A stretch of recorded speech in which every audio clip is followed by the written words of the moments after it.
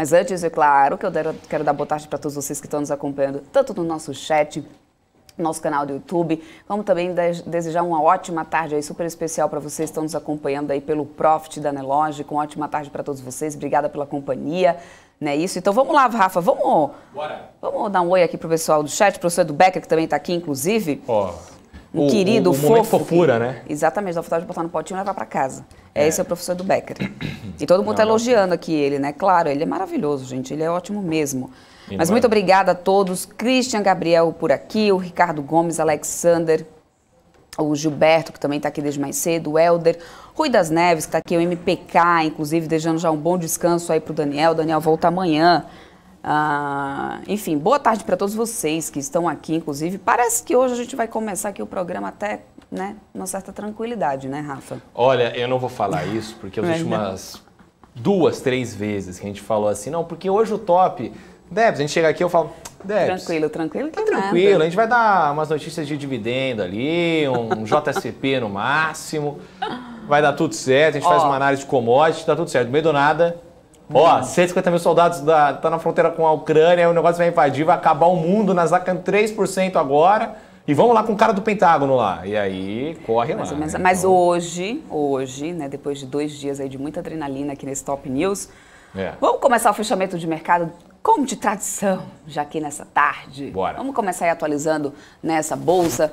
Aqui no nosso Profit da Nelogic, a gente tem uma alta de 0,72% para o Ibovespa agora, gente. Está aqui 114.722 pontos, bem próximo aqui à máxima do dia, que foi 114.819 pontos. A mínima foi 103.882, mas o Ibovespa segue aí nesse otimismo, acompanhando também o cenário lá fora, as bolsas internacionais. Estados Unidos já vinha ali sinalizando alta desde os índices futuros logo pela manhã.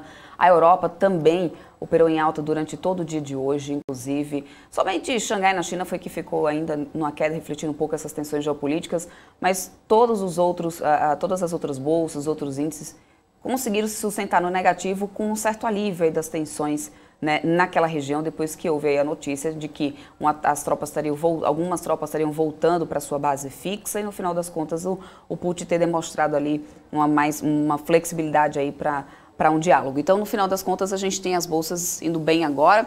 Local Web continua liderando altas aqui, olha só, 12,82% desde o período da manhã, que o Local Web vem subindo bastante.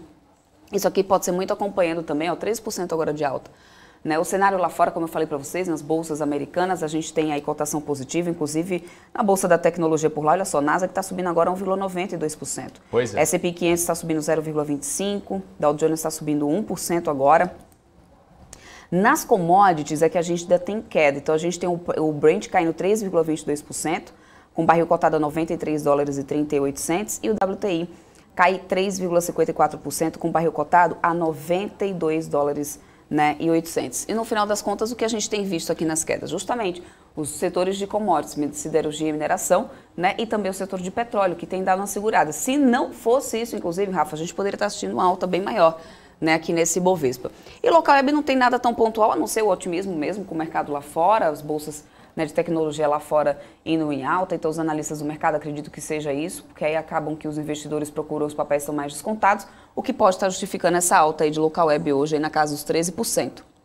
Aí a gente tem Aéreas e Turismo, Azul subindo 7,3%, Gol subindo 6,48%, CVC subindo 5,39%, ou seja, o alívio mesmo daquelas tensões por lá, geopolíticas, a gente sabe que isso também acaba, né, favorecendo as companhias aéreas, que também tem produção por lá, inclusive. Mas, Rafa, olha o dólar, deixa eu só trazer o dólar aqui para a gente começar o nosso giro de notícias.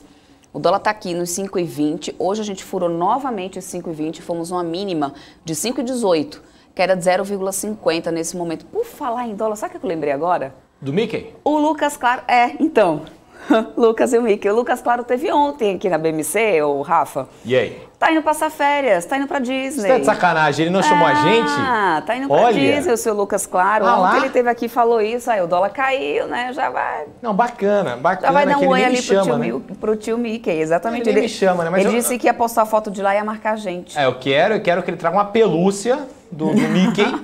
Não, se ele não trouxer, eu uso aqui ao vivo. Orelhinhas da Minnie, por favor. A gente usa ao vivo aquele chapeuzinho. Se ele trouxer aquele chapeuzinho de mágico do Mickey, então, eu faço o programa inteiro imitando o Mickey de uma forma que inclusive, completamente porca. Minha voz é muito grossa, imitando o Mickey, fica horroroso. Mas eu faço aqui, não tem problema nenhum, você pode me dar. Eu, Lucas, claro, se você estiver assistindo a gente. Falando de Estados Unidos, ô Débora, pessoal aqui no chat aqui falando que a grande Kelfrin Firmino mandando aqui pra gente, pra mandar um alô pra galera da Filadélfia. Então, um beijo aí pra Filadélfia. Hoje, inclusive, tem jogo aí da NBA. Philadelphia 76ers vai receber o Boston Celtics, inclusive o meu Boston Celtics. O pessoal de Filadélfia deve estar super feliz porque o James Harden, na última troca, na última trade deadline, foi pra lá. Ele com o Joel Embiid, hoje vai ser um jogão. Então, um beijo pra todo mundo que assiste a gente da Filadélfia. Você já pensou nisso, Débora? Tem gente que assiste a gente do Brasil inteiro, do mundo inteiro. Olha que legal, Filadélfia, né? O grande Igor Farizato que assiste a gente lá. Hoje a gente vai até a Rússia, olha isso. Olha que maluco. Pô, tem o Anderson Mendes que assiste a gente lá de um meio de uma plataforma, de petróleo, né? Não, muito legal. A gente gosta muito. Gente, olha só, eu tenho certeza que pode ter alguém aqui, inclusive, que está lá na sala do BTG ou que já participou. Já deixa o recado lá, ó, o Rafa e a Débora lá na BMC estão dizendo chapéu do Mickey. Que você vai ter que trazer lembrancinha, viu, Lucas? Claro, para os apresentadores da BMC. Estamos esperando. Ou luvinha também, se for mais barato. Não tem problema. Telespectadores aí já fazem o negócio aí, já defendem aí a nossa... Já que a gente não vai para Disney, o Lucas, claro, tem que trazer então. Se ele trouxer 3, a gente faz sorteio. Não é meu, né? Que não vou ter comprado, então... Eu pago frete, não tem problema. E aí a gente dá pro povo. Rafa, vamos lá. Vamos começar então essa edição já atualizando, Bora. gente, as notícias internacionais, porque o presidente Jair Bolsonaro chegou hoje lá na Rússia e o chanceler do Brasil garantiu para um colega ucraniano que Bolsonaro não falará com os russos sobre as tensões nas fronteiras. Mais informações com Rafael Lara. Perfeito, Débora. Essa confirmação foi feita através de uma conversa telefônica ontem com o chanceler ucraniano. O ministro das Relações Exteriores, Carlos França, assegurou que a viagem de Bolsonaro à Rússia será focada em temas econômicos e comerciais. França, inclusive, demonstrou que a visita de Bolsonaro não pode ser interpretada como um sinal de apoio a Moscou na crise com a Ucrânia e reiterou ao chanceler russo que a posição brasileira é em defesa de uma solução diplomática para o impasse. Bolsonaro foi orientado pelo Itamaraty a não falar sobre o tema, a não ser que Putin tocasse no assunto. E é isso aí, então, que a gente está vendo lá fora acontecendo. Já Débora. Imaginou se toca mesmo no assunto? Bom, melhor não imaginar nada. Bom, ainda não por toca lá, nesse assunto não. Cara, viu, Rafa? A gente tem visto, tem acompanhado hoje esse otimismo nos mercados, como eu já estava explicando aqui mais cedo para vocês. Né, isso vem muito junto com esse alívio nas tensões geopolíticas, em meio a essas notícias de retirada dessas tropas russas, né, e também falas mais conciliadoras do Putin. Do lado do premier alemão, o Olaf Scholz, o presidente da Rússia, disse estar pronto para continuar conversas com a OTAN e também Estados Unidos sobre essa crise com a Ucrânia. Em relação à Alemanha, o país já reafirmou parceria e garantiu suprimento de energia a preços de longo prazo. Enquanto isso, um secretário de Estado americano conversou hoje por telefone com o ministro das Relações Exteriores lá da Rússia. O chanceler russo pediu um diálogo mais pragmático sobre toda essa gama de questões levantadas por seu país, com ênfase no princípio da indivisibilidade da segurança. O chanceler russo ressaltou essa inadmissibilidade da retórica agressiva lançada por Washington e seus aliados mais próximos. Ele também destacou a necessidade de continuar o trabalho conjunto, conforme os presidentes Vladimir Putin e também o Joe Biden já tinham concordado em uma conversa telefônica lá no dia 12 de fevereiro. Isso no contexto das propostas apresentadas pelos Estados Unidos e pela OTAN sobre garantias de segurança. E, Rafa, a gente até chegou a comentar por aqui um pouco sobre esse tom, né, um pouco mais rigoroso ali, inclusive, dos porta-vozes da Casa Branca. Lembra disso?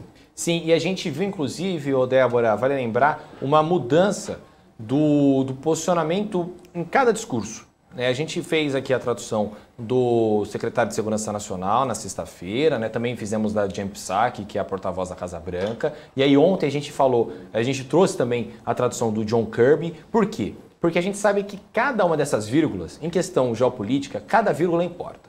Né? Já teve guerra que foi travada porque teve uma vírgula lá né, à parte. Inclusive, você sabe uma das histórias, né, Débora, da queda do Muro de Berlim? Trazendo uma curiosidade. Inclusive, não sei se isso é verdade ou não, mas isso me contaram na aula de história. Em 1992, o presidente russo, não sei se foi o presidente ou se foi um ministro do Gorbachev, que tinha dado a entender que era hora de não termos mais barreiras da população. E aí aquilo ali foi interpretado pela galera como vamos derrubar o Muro de Berlim. Mas na realidade não era isso, era uma outra situação e aí rolou. Então cada detalhe importa, obviamente. Isso inclusive, galera que assiste a gente lá de fora aí pode até confirmar para mim essa história aí, que eu lembro rapidamente por causa da escola.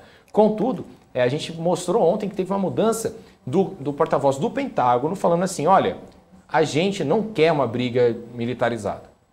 Né? Ele começou o discurso dele falando de, estamos mandando soldados, a gente vai mandar reforço militar mesmo, arma e tal, a gente tem certeza que o negócio pode rolar a qualquer momento, mas nós queremos uma situação diplomática. E falou, se a Rússia cumprir com o combinado, então que eles estão falando, né, isso foi palavra dele.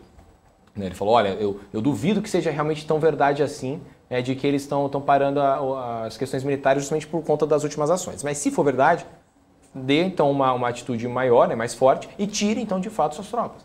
E foi o que aconteceu hoje, né, o que está acontecendo hoje.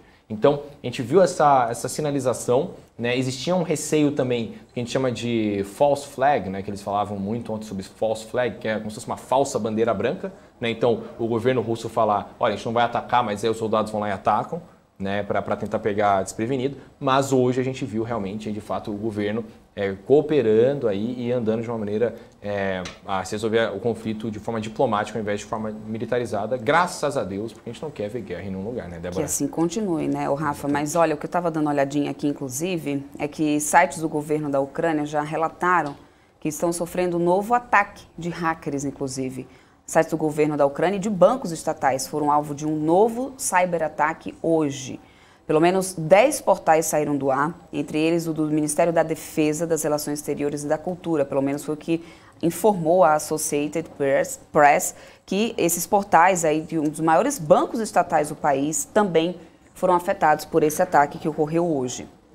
E aí, clientes do Private Bank, também do Cyberbank, relataram que os problemas nos sistemas de pagamentos acontecem nos sistemas de pagamentos virtuais e nos aplicativos. O governo ucraniano sugeriu, então, que Moscou pode estar, sim, por trás de um novo incidente. Lembrando que em meados de janeiro também houve já um ataque cibernético que tirou cerca de 70 sites do governo ucraniano do ar simultaneamente. Na ocasião, os hackers postaram um anúncio em um dos portais dizendo que os ucranianos deveriam ter medo e esperar o pior.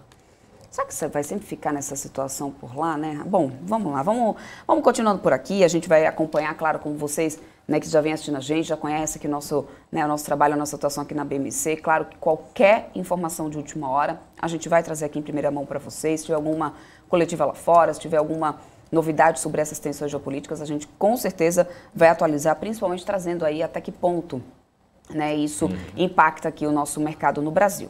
Mas ainda falando lá de fora, hoje nos Estados Unidos, né, foram divulgados os dados do PPI, que mostraram uma variação de preços de atacado em janeiro.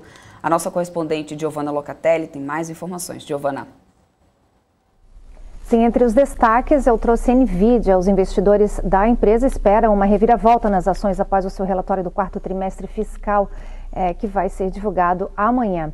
A alta valorização das ações e uma política agressiva do Federal Reserve podem sim pesar nas ações da NVIDIA. A empresa deve divulgar os seus resultados após o fechamento do mercado.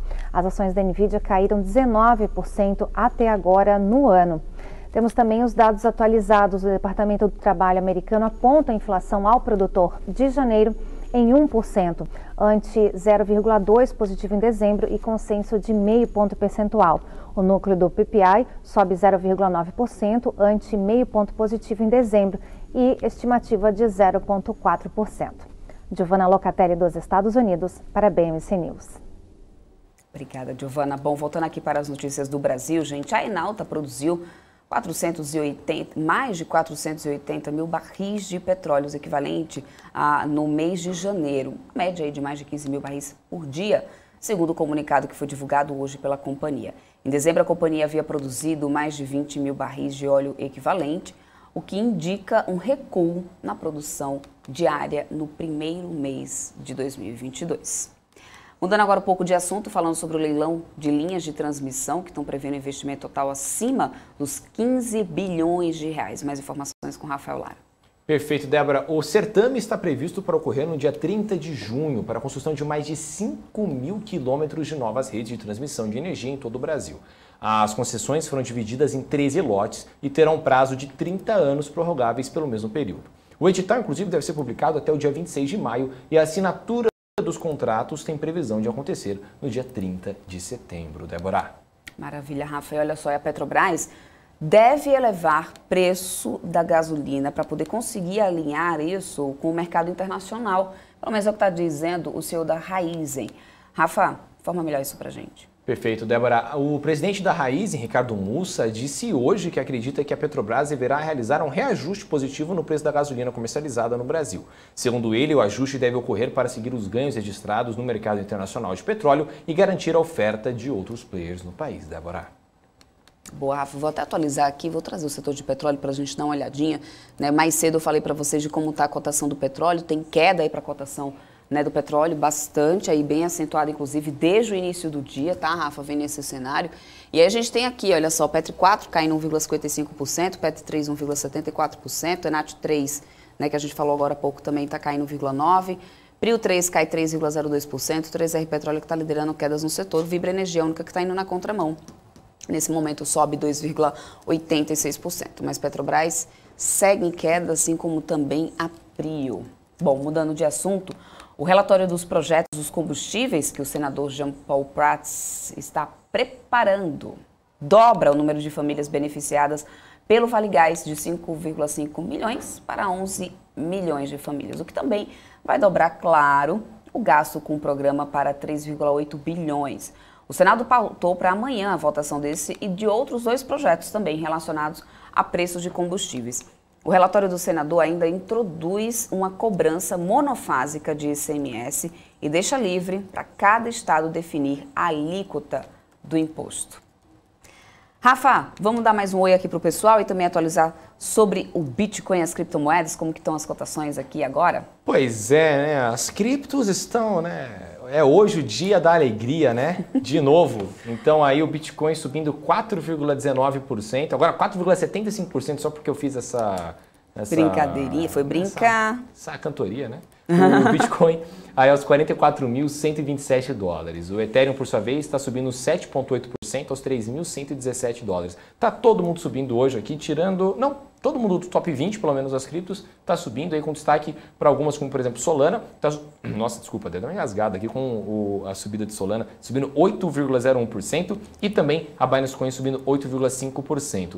No top 10 também temos a Avalanche, aí sendo a maior do top 10, é uma valorização do top 10, subindo 12,24%. Só que se você trouxer também né, sobre quais são as criptomoedas que estão subindo mais hoje, né, sabe qual que é que está disparando mais hoje, a maior ganhadora nas últimas 24 horas, Débora? Chuta uma valorização que você fala assim, cara, não é possível que alguém fez esse dinheiro em 24 horas. Impossível.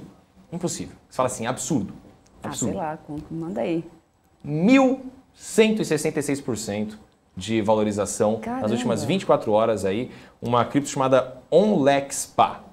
Lembrando, isso não é recomendação de compra ou venda de ativos. Pelo amor de Deus, cuidado onde você vai colocar seu dinheiro. Porque também tem muita cripto que é especulativa, que a gente vê disparando alguns 1000% aqui e depois no outro dia cai 80 e poucos %. Então toma cuidado, vê a liquidez do ativo, vê os holders do ativo se for possível, vê o white paper do negócio. Eu te ensino no Crypto News a analisar cada uma dessas criptomoedas aí para você saber se você não está entrando em roubado, que são mais de 14 mil criptoativos no mercado. E geralmente essas criptos são criptos que estão fora das exchanges comuns. Né? Então a gente está falando, a gente tem grandes corretoras, a Binance, né, ali a Huobi, FTX, o mercado Bitcoin aqui no Brasil, né, a BitFi, enfim, você tem várias corretoras. Só que essas criptos que geralmente sobem mais de 1000% num dia, elas são criptos que estão em exchanges paralelas, né, que são fora do radar. Então, por exemplo, o PancakeSwap, né, então você tem que fazer um swap ali descentralizado em outra rede. Para você entender mais, toda quarta-feira no Crypto News aqui, 7h30. Inclusive, que amanhã terá.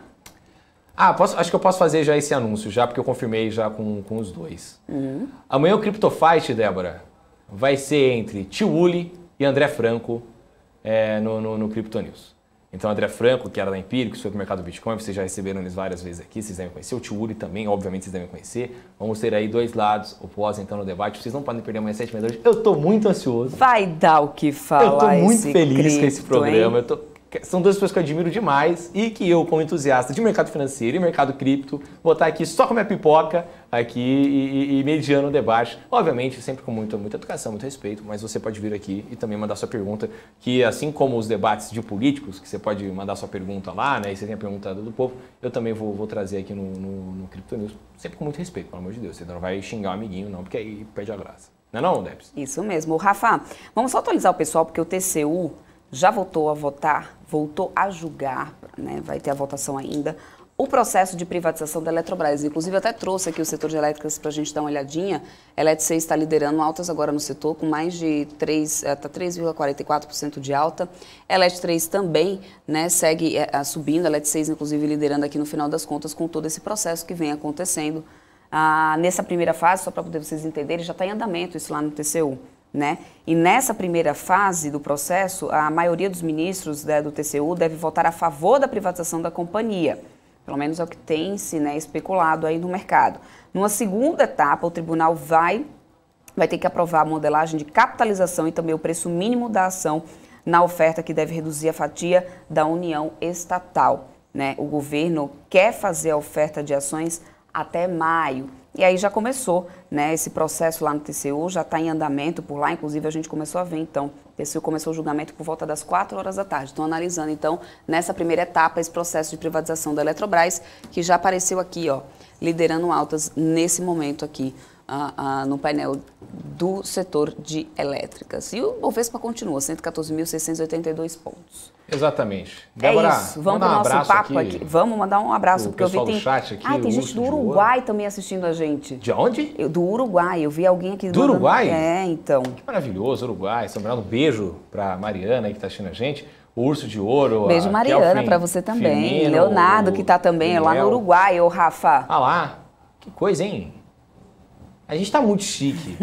Sabe o que a gente podia fazer? Não, assim, hein, sem... Rafa? Sei. Se amanhã, como é que eu vou até me mais arrumado, eu acho. Eu não sei. A gente podia fazer assim, né? Foto com a nossa audiência, então a gente vai aí. Alô, você que mora nesses lugares, manda aí, vocês receberiam a gente na casa de vocês, aí que já economiza um dinheiro com hospedagem. A passagem elétrica, você faz com a passagem elétrica. A passagem aérea, Rafael. Passagem elétrica é complicado, né?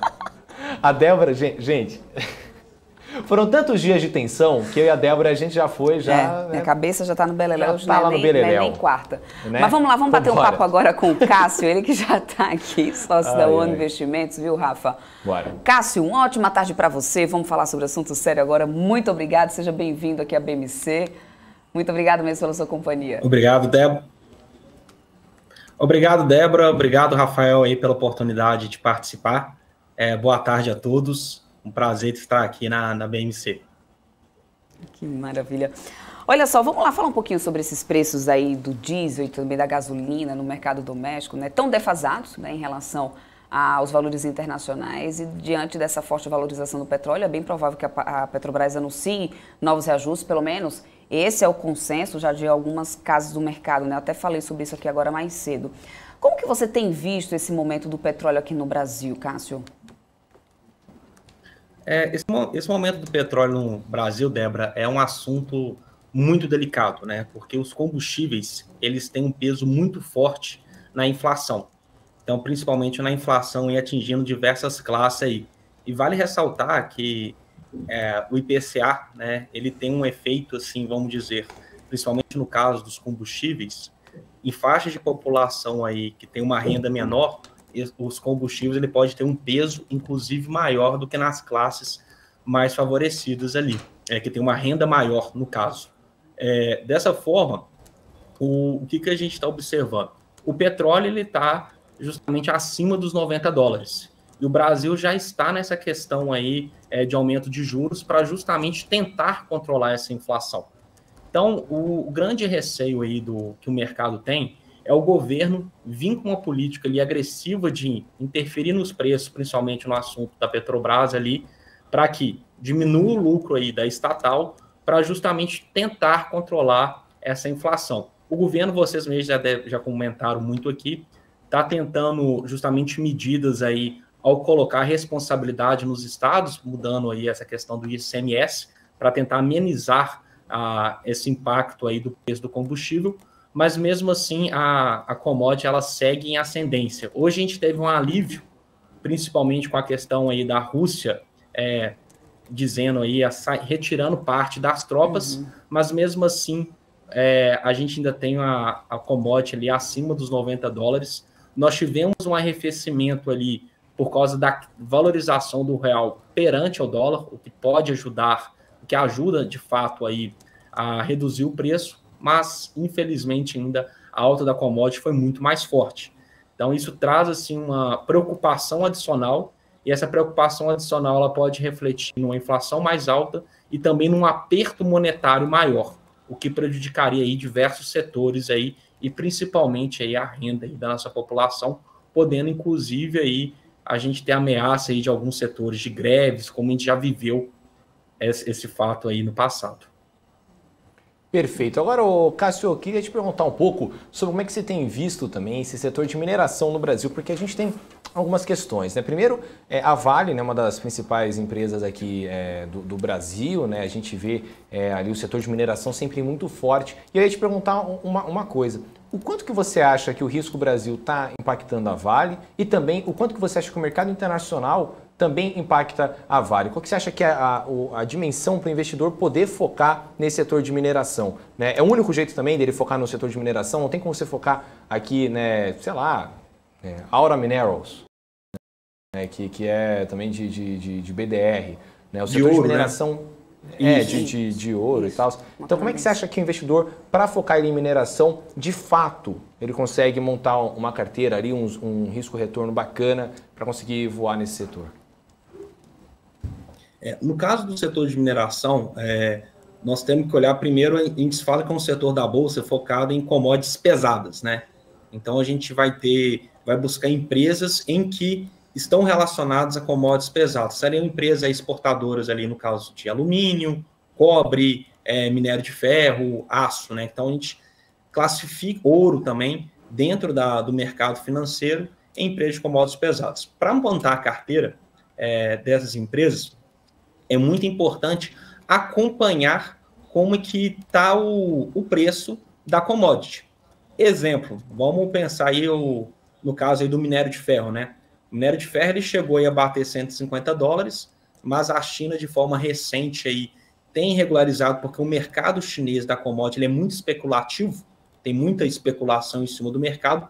A China tem colocado algumas restrições e fez com que a commodity arrefecesse um pouco o preço, voltando ali abaixo dos $140.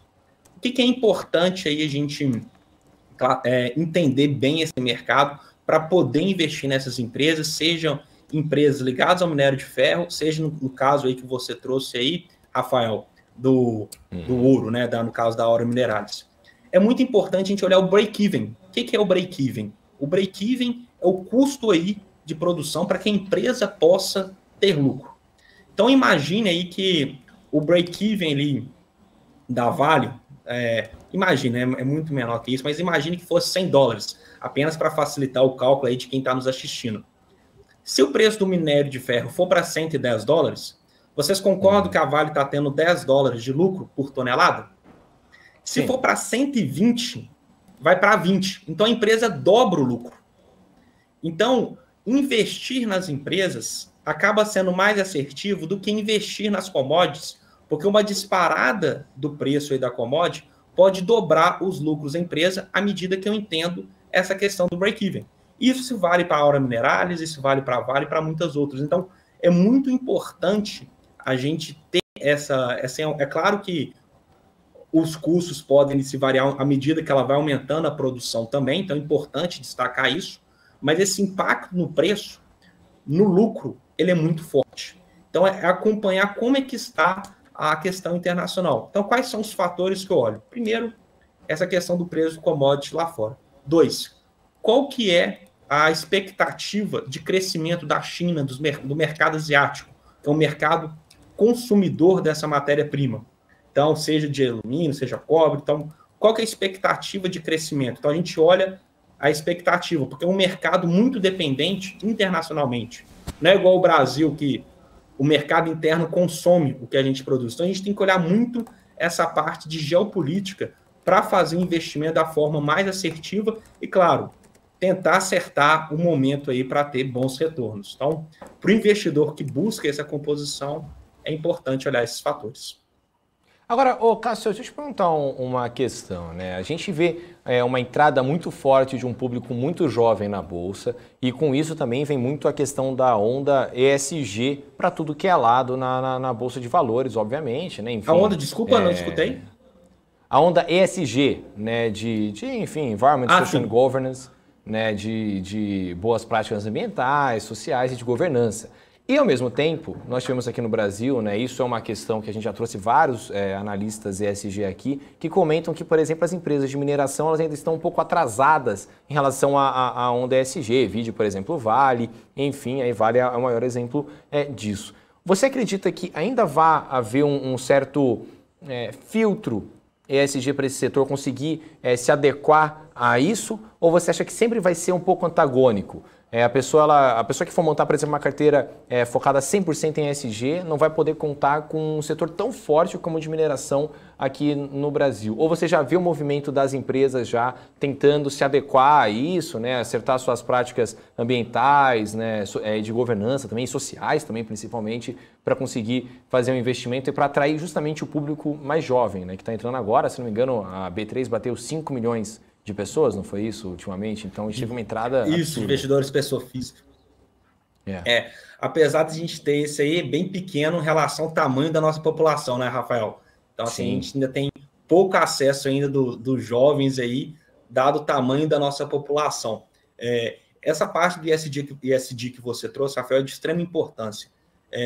Eu vejo que está no radar das empresas, não apenas por causa dos jovens aí que você trouxe, mas também por causa dos investidores internacionais.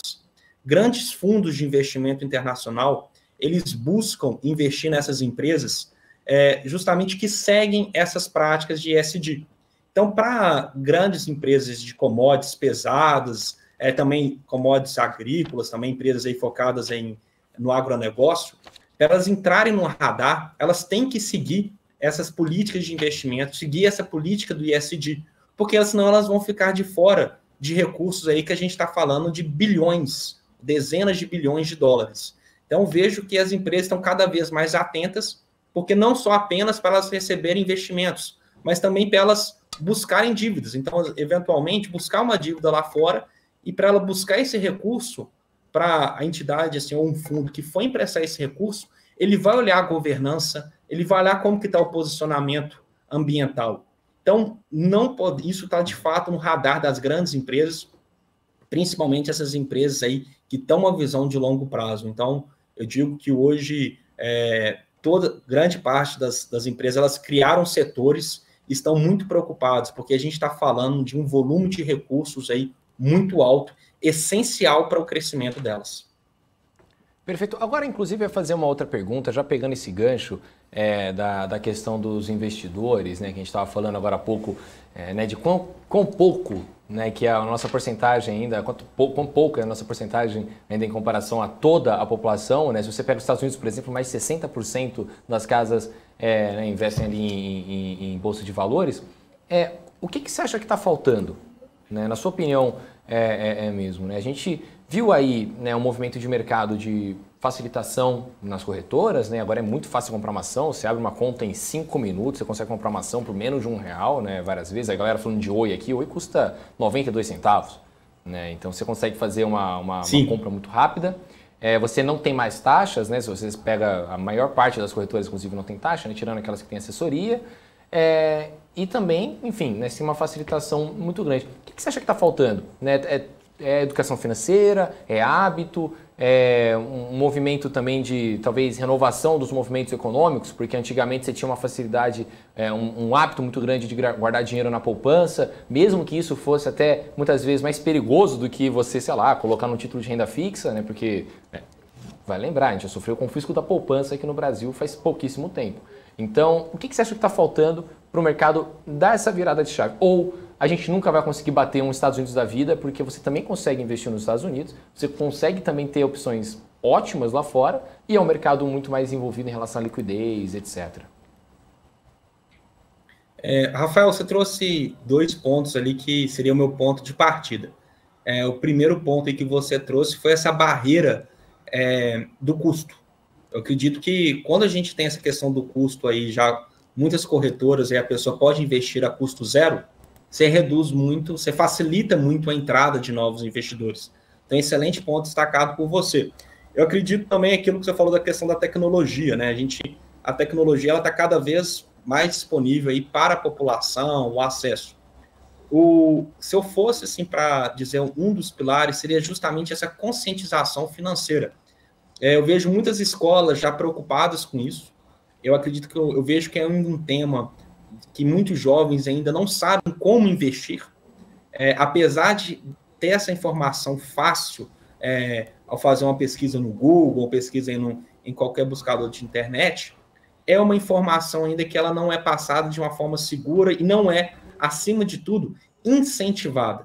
Porque a gente precisa, desde o adolescente até ele entrar aí na faculdade, que ele receba incentivos e tenha consciência da importância de saber investir, não só no mercado aí, financeiro, seja renda fixa, fundos ou ações, mas também saber quais são os riscos de comprar uma terra, de comprar um imóvel, quais são as vantagens, quais são as desvantagens. Então, eu vejo que o que esses outros países têm muito bem é essa conscientização, e essa conscientização com educação. Então, cada vez mais a gente tem mais essa educação. Eu acredito que vemos que melhorando muito, principalmente com o Instagram, várias pessoas, influências, tendo muita atenção aí dos jovens, de pessoas de diversas faixas etárias, ensinando a investir, é um excelente caminho. Mas a gente precisa ir na base ter mais estímulos. Então, esses mais estímulos, a gente precisa de mais investimentos e um foco maior aí dos governos, aí das políticas estaduais, das políticas federais, em promover essa mudança aí no adolescente, na criança, até para ele ver a importância e a necessidade de se manter informado sobre os investimentos, de começar a investir. Agora, justamente também sobre isso, né? A gente tem, obviamente, o público jovem muito forte, né? Inclusive foi uma pergunta, mas também a gente tem um público mais velho que tem, né, dinheiro, obviamente, inclusive a maior parte, né, da população é mais velha, né, que investe, mas que muitas vezes chega ali dentro de um banco, o gerente fala, olha, para eu te liberar tal empréstimo, compra aqui esse fundo de capitalização, fundo de investimento, enfim, e mais de 90%, se não me engano, teve uma pesquisa que saiu faz pouco tempo, mais de 90% das pessoas que investem em fundos de investimento estão nos 10 piores fundos. Né? Você acha que falta também uma questão de um banco entrar ali com uma competitividade maior, né, para o banco que está oferecendo para a pessoa que tem que comprar ali para conseguir uma vantagem, né, se sentir meio ameaçado, isso é aquela lógica da lei da oferta e da procura que faz com que a qualidade aumente do serviço, né? Talvez, não sei, olha, se você abrir conta então na nossa corretora aqui de bolsa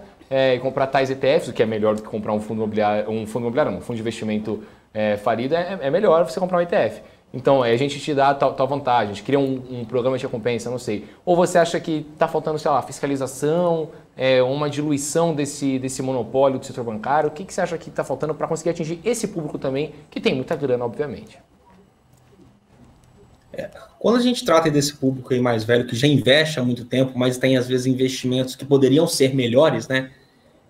Eu vejo que temos a questão da consciência também, da informação, eu vejo que ajudaria bastante.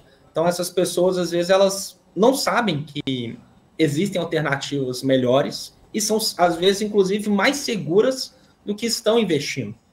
Então, é aquele ponto da educação.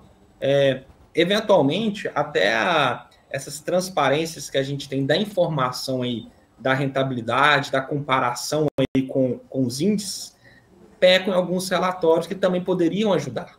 Mas eu falo assim que a premissa básica mesmo é essa questão da informação, da educação, e principalmente nesse público aí que já investe há mais tempo também. E esse público que investe há mais tempo,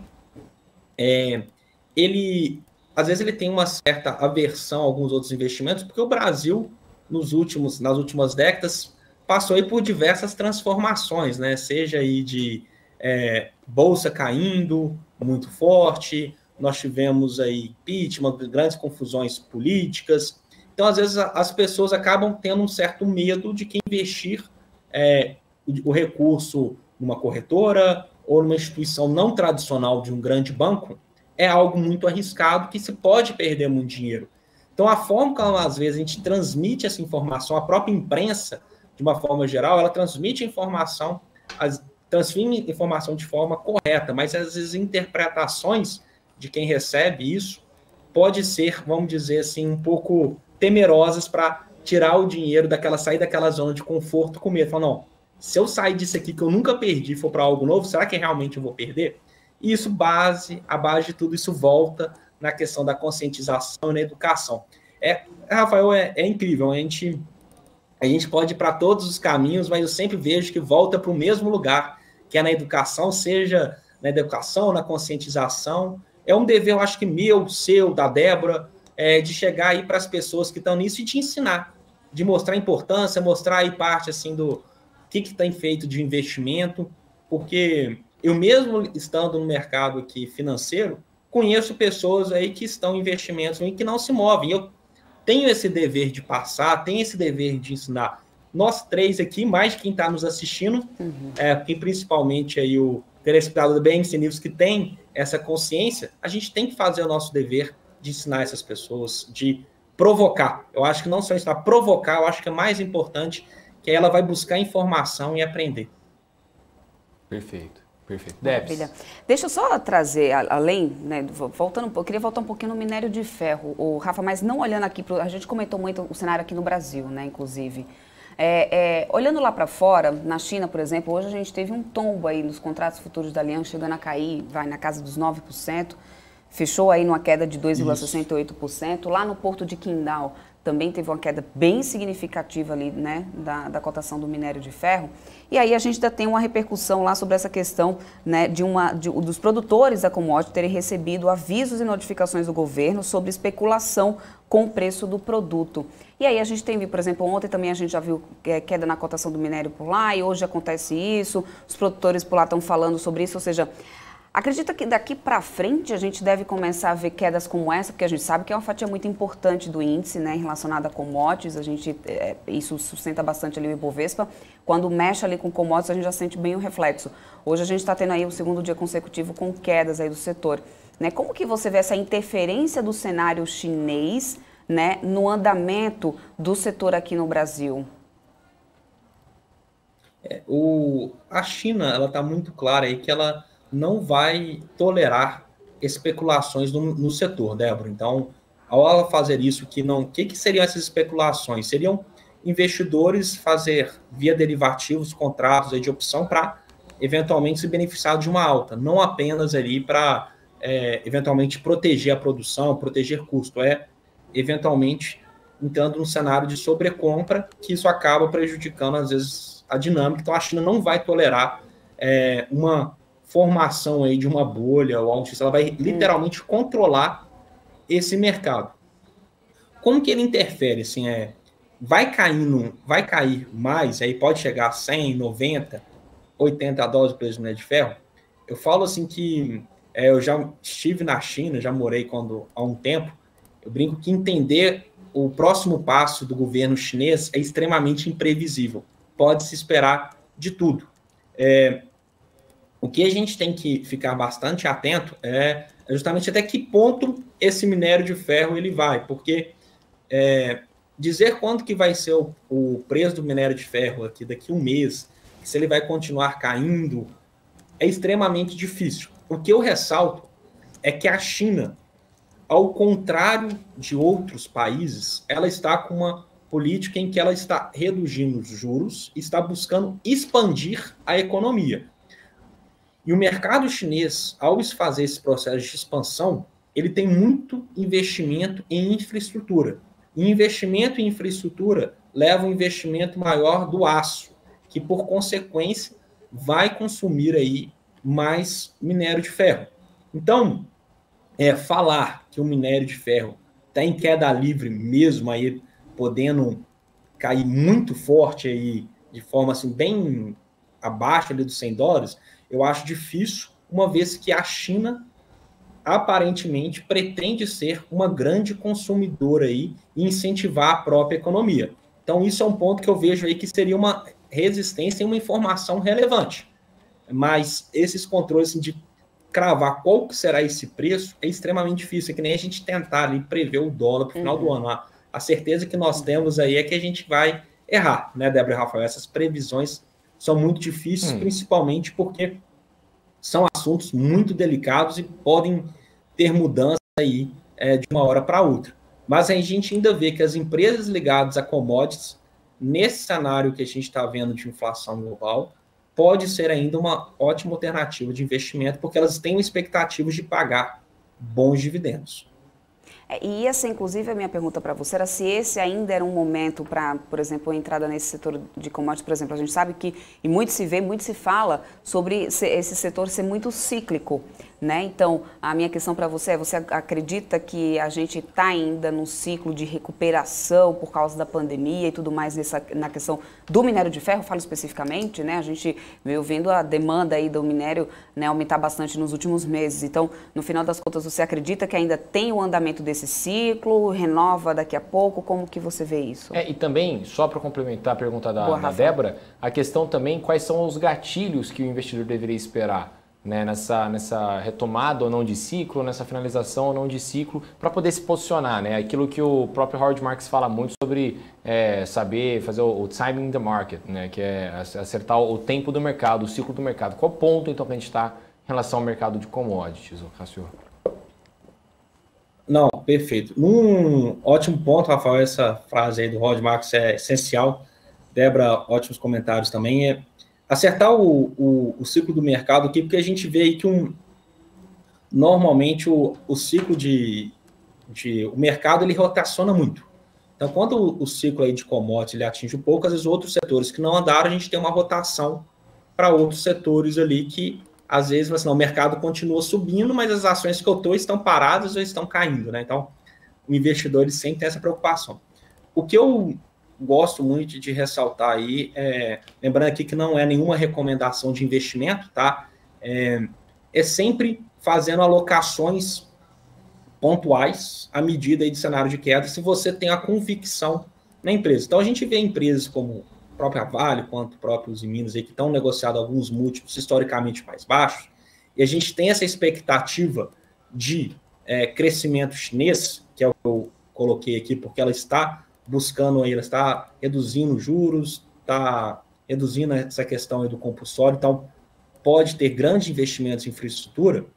Por que não iniciar uma parte da carteira ali com movimentos aí de investimentos ou em ETFs de commodities também, ou empresas do setor que tiver mais afinidade, ver que está fazendo mais sentido, de forma gradual. Eu vejo que a gente está num grande ciclo ali de commodities, tanto commodities ali, empresas ligadas a commodities pesadas, ou também até mesmo commodities agrícolas também. Eu vejo como uma alternativa muito interessante. É um dos setores aí bem atrativos e, claro, fazer essa exposição de forma gradual e sempre gerenciando os riscos. O que seria gerenciar os riscos? Seria justamente observar, se está caindo, o que mudou de uma semana para cá para essa ação ter essa correção de 5%, 10%. Então, ter essa gestão desse risco, ter essa consciência de quê? Porque o cenário pode ter vindo, mas pode ter que nem a gente falou da China olhar, ter uma política mais rígida, mudar toda a política dela econômica de uma hora para outra. Então, olhando hoje, eu vejo um setor bastante atrativo, mas é muito importante para o investidor fazer sempre essas revisões para, eventualmente, mudar as teses. Mas o setor de commodities ainda está as empresas ligadas ao setor de commodities eu ainda vejo, principalmente quando a gente olha a questão ali de múltiplos, ou seja, quanto tempo eu coloco meu dinheiro e eu vou ter o retorno desse meu capital em patamares, quando comparados historicamente, bem atrativos. Perfeito. Então, Débora, você tem alguma pergunta por aí ou a gente... Não, eu queria que, na verdade, o Cássio pudesse deixar aqui, né, umas considerações finais, pessoal, inclusive que tem, a não ser que você tenha mais perguntas, Rafa, mas para mim já foi isso. Eu queria, na verdade, agradecer para o Cássio pelo tempo, né, disponibilidade de ele vir aqui, falar um pouco mais, trazer o ponto de vista, que eu acho que é muito importante, né, para quem está nos assistindo agora. E, Cássio, eu queria que você pudesse deixar essas considerações aí do que você tem enxergado aí para esse 2022. Afinal de contas, né, a gente já está nesse início só de ano, tem muita coisa acontecendo, tensões geopolíticas, né, aí isso de imediato a gente já vê um impacto imenso, né, nas bolsas, não só daqui, como no mundo inteiro. Ainda tem uma recuperação econômica em andamento, além de tudo isso, uma pandemia que não acabou, né? Então, quais recomendações você deixaria, considerando esse cenário, né, macro mesmo, não só do Brasil, como do mundo? O que você diria, então, para quem está nos assistindo agora? Ana, ótimo. Primeiro aí, obrigado, Débora. Muito obrigado, Rafael, aí, pela oportunidade de participar. É a primeira vez aqui no programa. Sou um grande admirador aí do programa de vocês. Frequentemente está aqui nas telas do nosso escritório. Então, agradeço aí e espero receber novos convites para poder participar. E venha. Falando aqui para os investidores... será um grande prazer. E falando para os investidores que estão nos assistindo agora, eu diria sempre para nunca ficar muito eufórico, porque hoje o Brasil, a gente começou, a Bolsa Brasileira está positiva, enquanto a americana está negativa, bolsas ao redor do mundo está negativa. Então, a gente começou na frente de muitas bolsas aí internacionais. Então, sempre adotar a cautela no momento de investir, nunca ter muita euforia, porque o mercado, ele muda muito rápido. Eu reforço ainda de sempre, ao investir, saber bem dos riscos, saber por que deve se investir, qual que está a tese por detrás. E, claro, lembrar que nós estamos vivendo um ano de eleição. O ano de eleição, ele gera muita volatilidade. O que seria essa volatilidade? Oscilações. Eu falo aí que volatilidade está ligada à frequência. A frequência, o quê? De mudanças, tanto para cima quanto para baixo. Quanto maior a frequência, maior a volatilidade. Então, esse ano de eleição, nós teremos muita volatilidade. Só que, ao mesmo tempo que tem muita volatilidade, também tem oportunidades para quem tem caixa, para quem tem uma estratégia de alocação. Então, a minha sugestão para quem está nos assistindo tenha um método de investir, busque conhecer bem o investimento, foque em preservar o capital, uma parte do capital para alocações, que eu sempre falo aqui, de alocações oportunísticas, porque o mercado eventualmente vai apresentar algumas assimetrias em que você vai falar, nossa, se eu tivesse um recurso para investir. Quem nunca teve essa vontade, né, Rafael? Você, nossa, se eu tivesse mais um dinheiro aqui, tinha colocado, né? Sempre. Eu também. E eu tenho um outro problema. Toda vez que Eu tenho outro problema, porque eu gosto de criptomoeda, e aí toda vez eu acordo lá, vejo lá no Home Broker, lá que tem uma cripto que disparou 2.000%, imagino, poxa, se eu tivesse colocado $100 ali, hoje eu teria mais que o PIB do Brasil em um dia. Então ia ser muito legal, né? Mas, enfim, como diria, acho que é o Milton Neves, fala, o si não pontua, né? O si não ganha, né? Quem ganha é o chute no gol. Eu sou engenheiro, sabe, Rafael? Então, assim, na engenharia a gente fala engenheiro de obra pronta, né? Então, é muito fácil você criticar depois que a obra tá pronta, né? Então, o mercado é isso. Depois que a ação subiu, é muito fácil. Nossa, eu pensei em investir. Então, é aquilo que eu falei. É importante ter esses métodos tanto de entrada quanto de saída. Porque você já parou para pensar, Rafael, que você sempre pensa, nossa, mas eu entrei e quantas vezes você já saiu e essas ações não subiram? Então, pense ao investir a forma correta de sair das ações. Porque o que eu vejo muito nos clientes que eu atendo aqui, nos clientes que a gente aqui, que a One Investimentos tem, é que estão muito preocupados com a entrada. Mas a hora de saída não tem um método. É importante ter esse método, sai uma saída parcial, depois sai outra saída parcial, ou eventualmente tem um stop ali também, caso seja de acordo com a política de investimento e também perfil do investidor. Então não pense apenas na entrada, pense que quando você entrou, o que eu tenho que fazer depois para ter sucesso, para tentar errar menos. Então seriam essas dicas aí que eu passaria aí para quem está nos assistindo. E mais uma vez, gostaria de agradecer aí, Débora e Rafael, pela oportunidade de estar aqui. A honra é toda nossa, viu, Cássio? A gente agradece. Você é de onde? Você é de BH? Minha família é mineira, eu conheço o sotaque. Sou de BH, o sotaque pegou fácil assim? Pegou, eu saco fácil. Então, quando aí você tá falando com dois nordestinos, a gente, a gente aqui para pegar um sotaquinho, dois tempos. Eu sou de João Pessoa. E eu sou de Fortaleza, eu nasci em Fortaleza, no Ceará, mas minha família é mineira, minha família é de Alfenas, Pós de Caldas, Areado, então... Então você come um bom pão de queijo, então, mesmo estando em Fortaleza, você come um bom pão de queijo, né, Rafael? Adoro, adoro. E a gente mora tudo aqui em São Paulo. O escritório da One Investimento pode te oferecer bons pão de queijo. Pão de queijo então tá feito. Maravilha. Minha mãe fazer um pão de queijo pra vocês. Ó, feito, hein? Ó, você não sabe o problema que você arrumou agora, hein, Cássio? Você não sabe o problema que você arrumou agora, hein? A gente vai aí agora, hein? Recebê-los aqui, ué. Então vai ser bom demais. Vai ser um prazer. Eu já mando esquentar, que fica aqui no freezer do nosso escritório. Ai, que inveja isso. Ai, meu Deus do céu. Não... Agora você tá lascado, a gente vai mesmo, hein? Pão de queijo quentinho pra receber. Olha, que estratégia. Aí é que tá a diferença do negócio. O pão de queijo entra melhor ainda. Um cafezinho, então. Fechado. Eu levo o café, então, que eu adoro um café, exportação especial, você vai ver. Eu levo o café, você dá o pão de queijo, a gente faz aí um Top News especial em Minas Gerais. E quando vocês vêm em São Paulo, pode vir aqui também, ótimo, que a gente toma um café aqui. Toma o café fechado? Aqui na BMC também.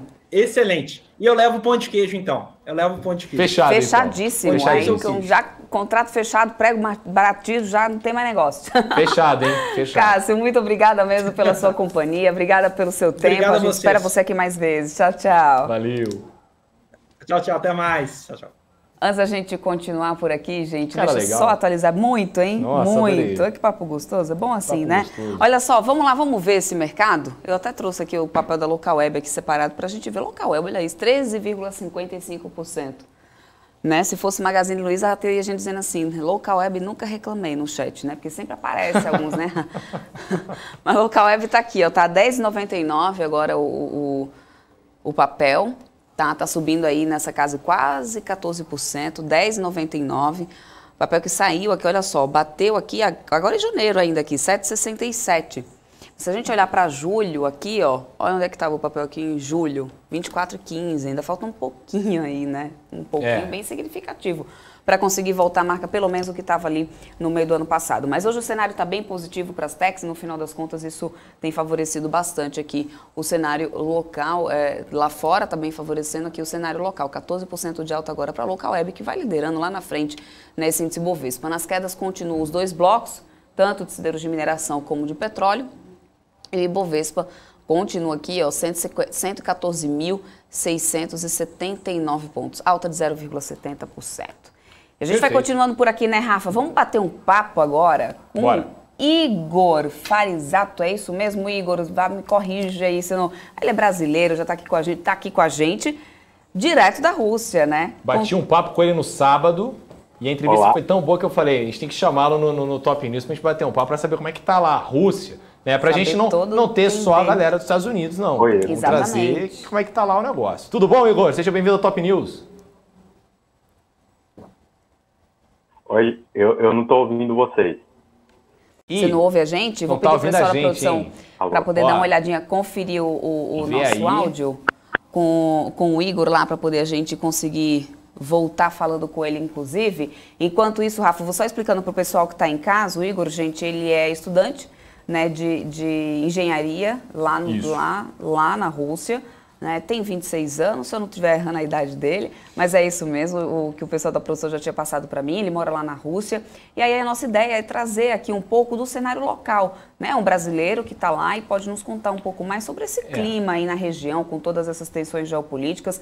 O Rafa conversou com o Igor, fez uma reportagem especial para o nosso portal, né, Rafa? Exatamente, Debs. Eu conversei com o Igor Farizato, né, que está lá morando na Rússia faz 3 anos, né, ele estuda engenharia, como você bem disse, ele mora em Samara, ou Samara, não sei como é que pronuncia o nome ali da cidade, ali, mas é super interessante. E amanhã também a gente vai falar com a Paula Pereira, né, já confirmou inclusive, com a Paula Pereira diretamente da Ucrânia, também é outra fonte que eu trouxe na matéria. Afinal, amanhã também é feriado lá na Ucrânia, esse último feriado que o presidente Zelensky criou, né, do Dia da União, se não me engano, e aí ela vai contar pra gente como é que tá lá a situação, mas graças a Deus, pelo menos é o que a gente acha que está acontecendo. A gente vai até perguntar para o Igor. Só lembrando, né, Rafa, do porquê que foi criado esse feriado amanhã? Porque a expectativa, né, era de que, bom, ia acontecer muita coisa na quarta-feira amanhã. Primeiro falaram que ia ter o ataque da Rússia na Ucrânia, ia ser amanhã. Aí depois falaram, não, na realidade o que vai acontecer na quarta-feira é o Zelensky com o Putin que vão conversar e se resolver. E aí o Zelensky vai a público e fala, olha, a gente vai ter um feriado nacional amanhã que vai ser o dia da União, e aí com festividades e tal, e é isso aí. Teoricamente, a reunião com o Putin, do Zelensky com o Putin, vai continuar acontecendo. Né, Débora, isso vai ocorrer para eles resolverem as diferenças, obviamente, ali, né, para conseguir sair de uma maneira diplomática. Então, é mais um clima de festa de que a tensão já foi embora do que um clima de guerra, pelo menos é assim que está desenhando o mercado. Né? Por isso que a gente está vendo o mercado disparando aí. Né? O Ibovespa está quanto nesse momento? 0,7? O Ibovespa está quase renovando máximas de novo, tá, Rafa? Sobe agora 0,73 aos 114.735 pontos. A máxima do dia foi 114.819. Eu estou de olho aqui para ver se a gente vai renovar essa máxima. E aí lá fora, nos Estados Unidos, a gente está vendo tecnologia decolar aqui no Brasil. Olha só, Nasdaq está subindo agora 2,36%. Então está sendo muito impulsionado também essa alta aqui, esse apetite por risco aqui pelo setor de tecnologia, que é um setor que vem bem descontado. O Local Web era um papel que já vinha bastante descontado, inclusive, eu mostrei o gráfico ainda há pouco aqui para vocês. Era um papel que já vinha acumulando quedas, né, dias e dias e dias seguidos, inclusive já nesse ano. E aí, no final das contas, a gente está vendo esse bom humor do mercado local com tecnologia, bem suportado também pelo otimismo, né, lá de fora. A S&P 500 sobe 1,52% agora, Dow Jones está subindo 1,18%. O que não mudou foi o cenário das commodities, que estão caindo bastante. O petróleo Brent WTI na casa de 3,5% cada um, com os barris cotados a mais de $90 por enquanto, Rafa. Perfeito, Débora. E aí a questão também, né, se você traz a home lá do Wall Street Journal, né, para a gente dar uma olhada, a primeira questão é justamente sobre essa tensão que ainda existe, obviamente, entre Rússia e Ucrânia, né, a gente está esperando realmente finalizar de fato, né, enfim, de que a Rússia falou que está indo embora, né, as tropas e tal, da Ucrânia, o Ocidente aqui continua esperando que isso ocorra de 100%, e isso é o principal destaque do Wall Street Journal. Depois tem uma questão, Débora, que aí pode ser o próximo gatilho, aí o próximo holofote do investidor estrangeiro, principalmente, e obviamente, né, quando a gente fala dos Estados Unidos, a gente está falando do mercado global, é sobre a postura do Fed. Daqui a pouquinho a gente vai ter de novo o FONC rolando. Né? O Fed, ele de novo vem de 45 em 45 dias, salvo engano, a última vez foi... Já rolou, né? Foi semana passada que aconteceu, o Jerome Powell? Se minha memória Semana passada. Porque essa semana tem a ata do FONC. Exatamente né? isso. Então, e aí a grande questão que o Wall Street Journal levanta é que o Fed perdeu a inflação. Será que o Powell vai conseguir domá-la, né? Domar essa inflação sem causar uma recessão nos Estados Unidos?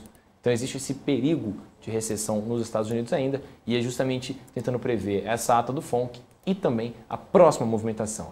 Vale lembrar que a próxima reunião é a reunião que desde dezembro eles já vinham falando que é a reunião que pode realmente aí acabar ou finalizar o processo de tapering e sinalizar uma postura um pouco mais a médio e longo prazo, já que o grande holofote, né, do tapering e também das posturas macroeconômicas era, de fato, a pandemia da Covid-19. A pandemia da Covid-19 parece que o holofote perdeu, né? Não tem mais esse holofote. Se você conta aqui quantas notícias você tem na home nesse momento, né? São 5 horas e 8 minutos, do Wall Street Journal, não tem nenhuma notícia da Covid-19.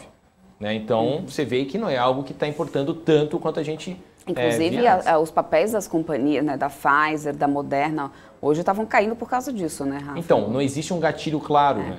A gente tem que lembrar que, muitas vezes, né, para quem está chegando agora, inclusive, investimento, o mercado ele não é feito de pessoas que estão certas, ele é feito de pessoas que estão mais certas do que outras. Né? Você precisa tomar uma decisão pautada em alguma coisa. Senão não existe negócio. Senão não existe negócio. Então, alguém tem que tomar uma postura melhor que a outra. Então, você tem que ter um gatilho específico para tomar aquela decisão naquele papel. Então, se o papel, por exemplo, só crescia quando você tinha ali um holofote enorme com a pandemia da Covid-19, que fosse um gatilho tanto negativo quanto positivo, agora que você tira isso um pouco de cena, fica um pouco incerto o que realmente vai ter de gatilho para esse setor de saúde, tanto aqui quanto fora, né, Débora? Isso mesmo. Vamos ver agora se a gente já tem o Igor, então, para a gente ver se ele já está nos ouvindo. Igor, você ouve a gente agora? Consegue nos ouvir? Agora eu que não ouço. Agora a gente que não está ouvindo o Igor, mas eu acho que isso aqui o pessoal vai conseguir já ajustar. E enquanto o pessoal vai ajustando, eu só queria dar boa noite para o Igor, porque lá, na verdade, já são quase meia-noite, é isso mesmo? Eu quero que o Igor me corrija, então, se eu estiver errada, mas pelo que eu olhei aqui, já dei aquela gulgada aqui, quase meia-noite já lá onde o Igor está nesse momento. Boa noite, então, para você aí, Igor. Vamos ver se o Igor está aqui com a gente. Pô, eu até treinei falar boa noite em russo, hein? Queria ver se minha pronúncia estava certa. Mas peraí, Igor, fala alguma coisa. Deixa eu ver se a gente consegue te A gente está ouvindo muito baixo. Eu pedi o pessoal da produção para poder aumentar um pouquinho o nosso retorno aqui, então. Isso. A gente não tá aumenta ouvindo. Um pouco o nosso retorno. Pessoal, a gente não consegue ouvir o Igor, gente. Isso. Estou ouvindo muito baixinho. E eu acredito que o pessoal também que está em casa deve estar assistindo, está ouvindo quase nada, então. Isso. Dá mais uma checada aí no áudio com o Igor, então, para no final das contas a gente ver como que faz para a gente bater esse papo aqui, inclusive, porque a gente não está conseguindo, pessoal, ouvir o Igor aqui no nosso retorno. Exato, mas ó, eu sei que boa noite em russo é dobroi noki, ou é noshi. Não sei se o CH tem som de ki ou shi. Se você está dizendo, eu acredito. Dobroi noki. E também tem dobroi, como é que é? No máximo eu vou saber dar um bom dia aí em hebraico. Como é que é bom dia em hebraico? Vamos fazer aqui Boketov. Como é que é? Boketov. Boketov. Parada, hein? Também tem... Isso gerou, inclusive, justamente esse clima de brincadeira e de piada quando eu tive com um grupo de jornalistas por lá fazendo um curso, que aí a gente descobriu isso. Mas é exatamente isso. E aí a gente tem algumas palavrinhas que são bem interessantes, mas Rafael Ferreira, não se escreve exatamente assim como você está escrevendo aqui no chat. Por favor, inclusive, queria mandar um beijo assim, para a Associação Hebraica. Eu joguei durante muito tempo basquete lá, um dos melhores clubes de São Paulo. Aliás, um dos idiomas mais incríveis, de verdade, assim. Eu ficava encantada quando eu vi o pessoal falando. Não é fácil pra gente, até por causa da pronúncia do R, porque fica bem aqui atrás, assim, é difícil mesmo. Então, no máximo, algumas palavrinhas ali, olhe lá e tudo bem. Um dos meus maiores arrependimentos é não ter aprendido hebraico enquanto estava jogando lá no Clube Hebraico. Eu não aprendi e devia ter aprendido, porque eu gosto muito da língua hebraica. Bom, o pessoal mandando aqui pra gente boa noite em russo. Realmente, eu acho que é isso mesmo, é dobroi noki. Né? Eu não sei se eu posso colocar. Vamos ver agora, eu acho que o Igor agora vai dar certo, é isso, pessoal? Vai rolar? Ele agora nos ouve? Ainda não. Então tá bom. Então tá o pessoal tudo bem.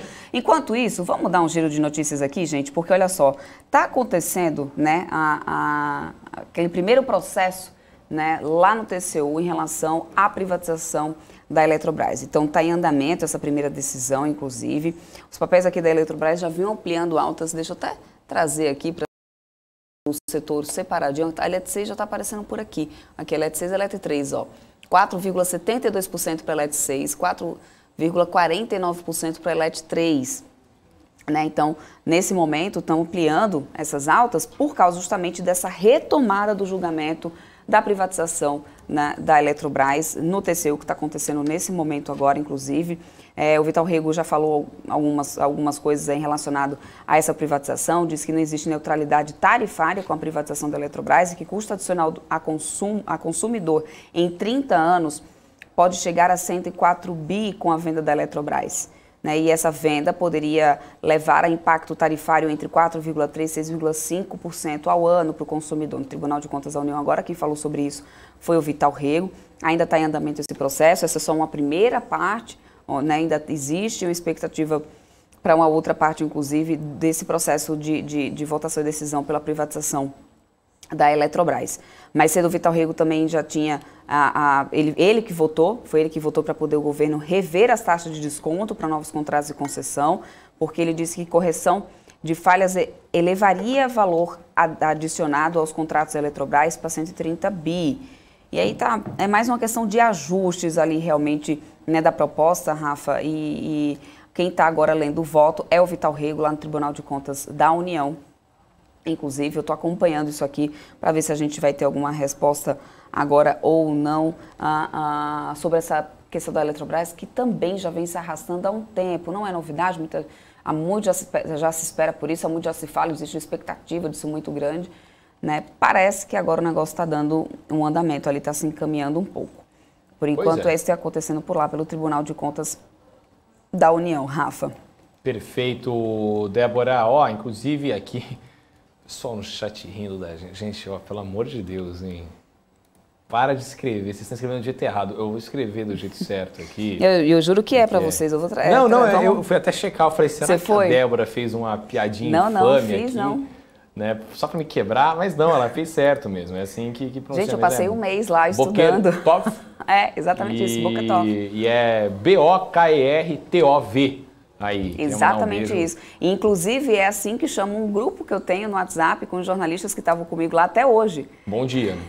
Era. Bom dia. Porque, no final das contas, o nosso professor lá, que ele falava um português meio enrolado, ele falava que era um bate-pop, ele não conseguia falar bate-papo. Então, ele dizia assim, a gente vai ter agora um bate-pop. Então, no bate-pop ficou bate-pop. Então, a gente tem esse grupo até hoje. Então, a gente é realmente Bokertov mesmo. Não tem... Entendi. Tá é bom. isso. Então, se o Rafa sabe dizer boa noite, eu sei dizer bom dia em hebraico, Perfeito. Vamos agora também de aula de italiano. Buongiorno. Aí você me quebra, Buonasera. Rafa. Aí você me quebra. Aí você dá Ó, a aulinha de italiano, enquanto o Igor não tá chegando aqui, quando você vai ver um italiano, ele tá prestes a ir dormir, você tá prestes a ir dormir, você não vai ver mais aquela pessoa, você fala buonanotte. Mas se é, por exemplo, tardezinha, você tá saindo do trabalho, já tá anoitecendo, mas depois você vai num bar, você quer dar um boa noite, né? Você vai ver essa pessoa depois, é buonasera. Entendeu? E se é boa tarde, é buon pomeriggio. Beleza? É isso. Quero mandar um beijo aí pro Luigi, meu professor de italiano aí, que deve estar muito orgulhoso de mim agora. O Igor já tá aí? Vamos bater um papo. Eu acho que o pessoal não está conseguindo, viu, não Rafa? Não está conseguindo aí fazer essa conexão aqui com ele. Não está dando certo o áudio para poder a gente falar com ele.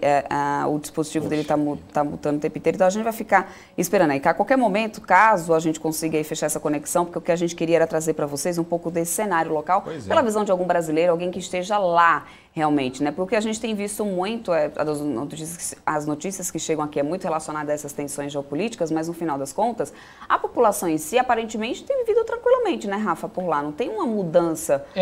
né, para a população mesmo. O que a gente viu na matéria mesmo, né, muito legal, inclusive, depois se você quiser, vai lá no portal, dá lá, né, exclusivo, como os brasileiros estão vendo essa situação, como os brasileiros que moram nesses países estão vendo essa situação, é justamente uma questão de não existir uma mudança na rotina, pelo menos presente, né, era isso que a gente queria saber de fato, né, como é que está a vida da pessoa ali em meio disso tudo, porque, obviamente, você espera que, caso tenha uma guerra iminente rolando, as coisas estejam um pouquinho tensas, ao menos, né, na rotina, né? Então você vê... a gente viu aqui no Brasil quando começou a pandemia, que era como se fosse uma guerra sanitária, né, contra um vírus. Poxa, o supermercado inteiro ali, o pessoal estocando até papel higiênico. Né? Era todo mundo com medo, em casa, sabe? Sem saber direito o que estava acontecendo, muita informação desencontrada e rolando. Ó, eu agora estou ouvindo aqui estou ouvindo a voz da Igor. Consciência, já trouxe aqui o Igor no meu ouvido, do Rafa. Pois é.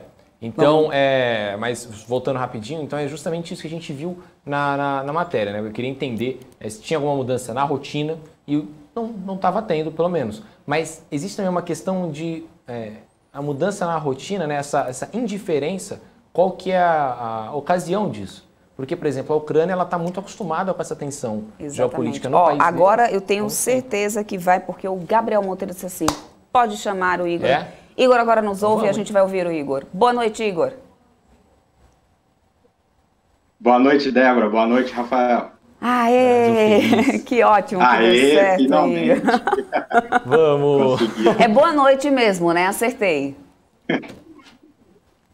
É boa noite. Aqui é meia-noite e 20 já. É dobroi no ki ou dobroi no shi? Aí, como é que é? Dobroi no ki é boa noite? É dobre noite. Dobre noite. É quase dobrou a noite, né? Ou então dobrevete. Esse boa noite, boa tarde, assim, acaba sendo bem complicado porque os russos têm vamos dizer assim, uma delimitação dos horários ali um pouco diferente, quando eles mudam para boa noite ou para despedir com dobre noite. Então, por via das dúvidas, a gente tenta, né, se adequar aqui com eles. Ô Igor, para poder a gente começar o nosso papo, eu estava falando aqui pro pessoal. Eu estava atualizando aqui o pessoal do que você faz. Falar. Você estuda engenharia, na engenharia mecânica aí na Rússia. Você está, não é exatamente Moscou que você está, mas eu acredito... e você tem conseguido acompanhar toda essa questão, toda essa tensão, assim, a priori, quando você ficou sabendo sobre isso, ficou sabendo dessas movimentações das tropas e tal, qual foi a tua sensação como brasileiro, de tipo assim, tô fora de casa, tô aqui, e aí? Você conseguiu sentir essa tensão a esse nível de tipo, olha, tenho que sair daqui agora? está oferecendo um risco para quem está aqui no país? Vai ter realmente um ataque iminente? Qual foi a tua primeira percepção, né, como pessoa que está aí, já está vivendo aí na Rússia e tudo mais? É claro, a gente acaba tendo um choque, né? Pois, como eu falei para o Rafa no final de semana, há uma situação que nenhum brasileiro já passou por isso, né? É algo novo e, é claro, né? Não é uma situação, né, muito feliz. E, é claro, no primeiro momento, né, gerou uma certa, assim, receio, um certo medo, mas pelo choque da notícia, né? Mas em relação ao desenrolar, depois, quando, né, acompanhando os diversos jornais, acompanhando as matérias e o que realmente estava se desenrolando, ouvindo os dois lados da história, né, e acho que muito importante, sabendo ponderar, né, quando a gente ouve as notícias e tudo mais, e tendo, claro, como eu estou aqui vendo o dia a dia, trouxe mais uma calma para mim, né, tranquilizou um pouco. Até conversando com os outros brasileiros aqui que moram em Samara, né? No primeiro momento, uma amiga minha ficou um pouco desesperada. Eu falei, não, calma, não é assim também. Né? Claro que é um risco, né? Que numa situação bem, bem ruim, né? Ninguém quer uma guerra, ninguém quer uma situação dessa. Mas também não é para a gente viver em pânico, né? E aí justamente era uma outra questão, né? Porque a gente sabe muito da posição que a população toma quando tem uma pressão, né? Quando existe um boato de que pode ocorrer alguma coisa, né? Você vai sentindo a tensão não só no seu círculo social, mas também nos lugares onde todo mundo frequenta, por exemplo, o supermercado, né? Até mesmo, enfim, transporte, coisa na rua, né? As pessoas andando na rua. Você viu alguma mudança nesse sentido? Você viu alguma movimentação de estranho, algum preço, por exemplo, mudando de coisa, né? Às vezes, lei da oferta e da procura faz com que a questão fique mais rara e fique mais cara? Ou tudo normal mesmo, sem nenhum alvoroço em relação a isso? Em relação a isso, né, os maiores, assim, conversas sobre isso e um pouco de medo em relação a isso, mas quando eu estava no círculo de amizade com outros estrangeiros, né? Vamos dizer assim, no dia a dia do russo, ao meu ver, não houve impacto nenhum na faculdade, por exemplo. Você não vê uma rodinha de estudantes conversando, ai, meu Deus, vamos entrar em guerra. Mercado continua normal, no transporte público aqui também, que eu uso todos os dias para ir para a faculdade. E eu moro em um bairro, né, que é um pouco afastado da faculdade, então eu moro, assim, em um bairro literalmente russo, né? E aqui a sensação é que, assim, é claro, todo mundo sabe o que está acontecendo, mas não há pânico, né? Em relação a preço, né? Devido à pandemia, toda essa situação, como em qualquer outro país, a gente observou um grande aumento, né? Do mercado, no mercado em geral. Mas nada que fosse relacionado diretamente desde quando essa situação se iniciou. Existe também uma grande preocupação quanto à questão do fornecimento de combustíveis, né, enfim, de petróleo e tudo mais. Existe uma grande expectativa relacionada a isso. Você percebeu alguma mudança relacionada a isso, por exemplo, a valores em relação a commodities mesmo, ou a fornecimento disso para os russos, ou tudo isso está normalizado? E mais, ainda tem gente perguntando aqui no chat, o pessoal está começando a trazer perguntas aqui também. Acho que muita gente aqui fica curioso mesmo para poder saber qual que é a relação, né, como que vocês estão lidando com tudo isso, como que essas notícias também estão chegando até vocês, né? Se tem vai ter algum aumento ou não vai ter algum racionamento ou não, e vocês estão tendo que enfrentar alguma coisa do gênero ou não? Não, nenhuma forma de racionamento, isso aqui, né, nós não passamos por nada disso, não teve corrida a supermercado como houve no início da pandemia lá em 2020, eu mesmo no início da pandemia, quando nós ficamos sabendo de tudo, teve a época que estava assim, né, o pico da pandemia, eu e os outros brasileiros falando assim, poxa, vamos correr para o mercado e comprar comida por umas 2, 3 semanas. Mas agora não, em relação a essa situação com a Ucrânia, não temos isso.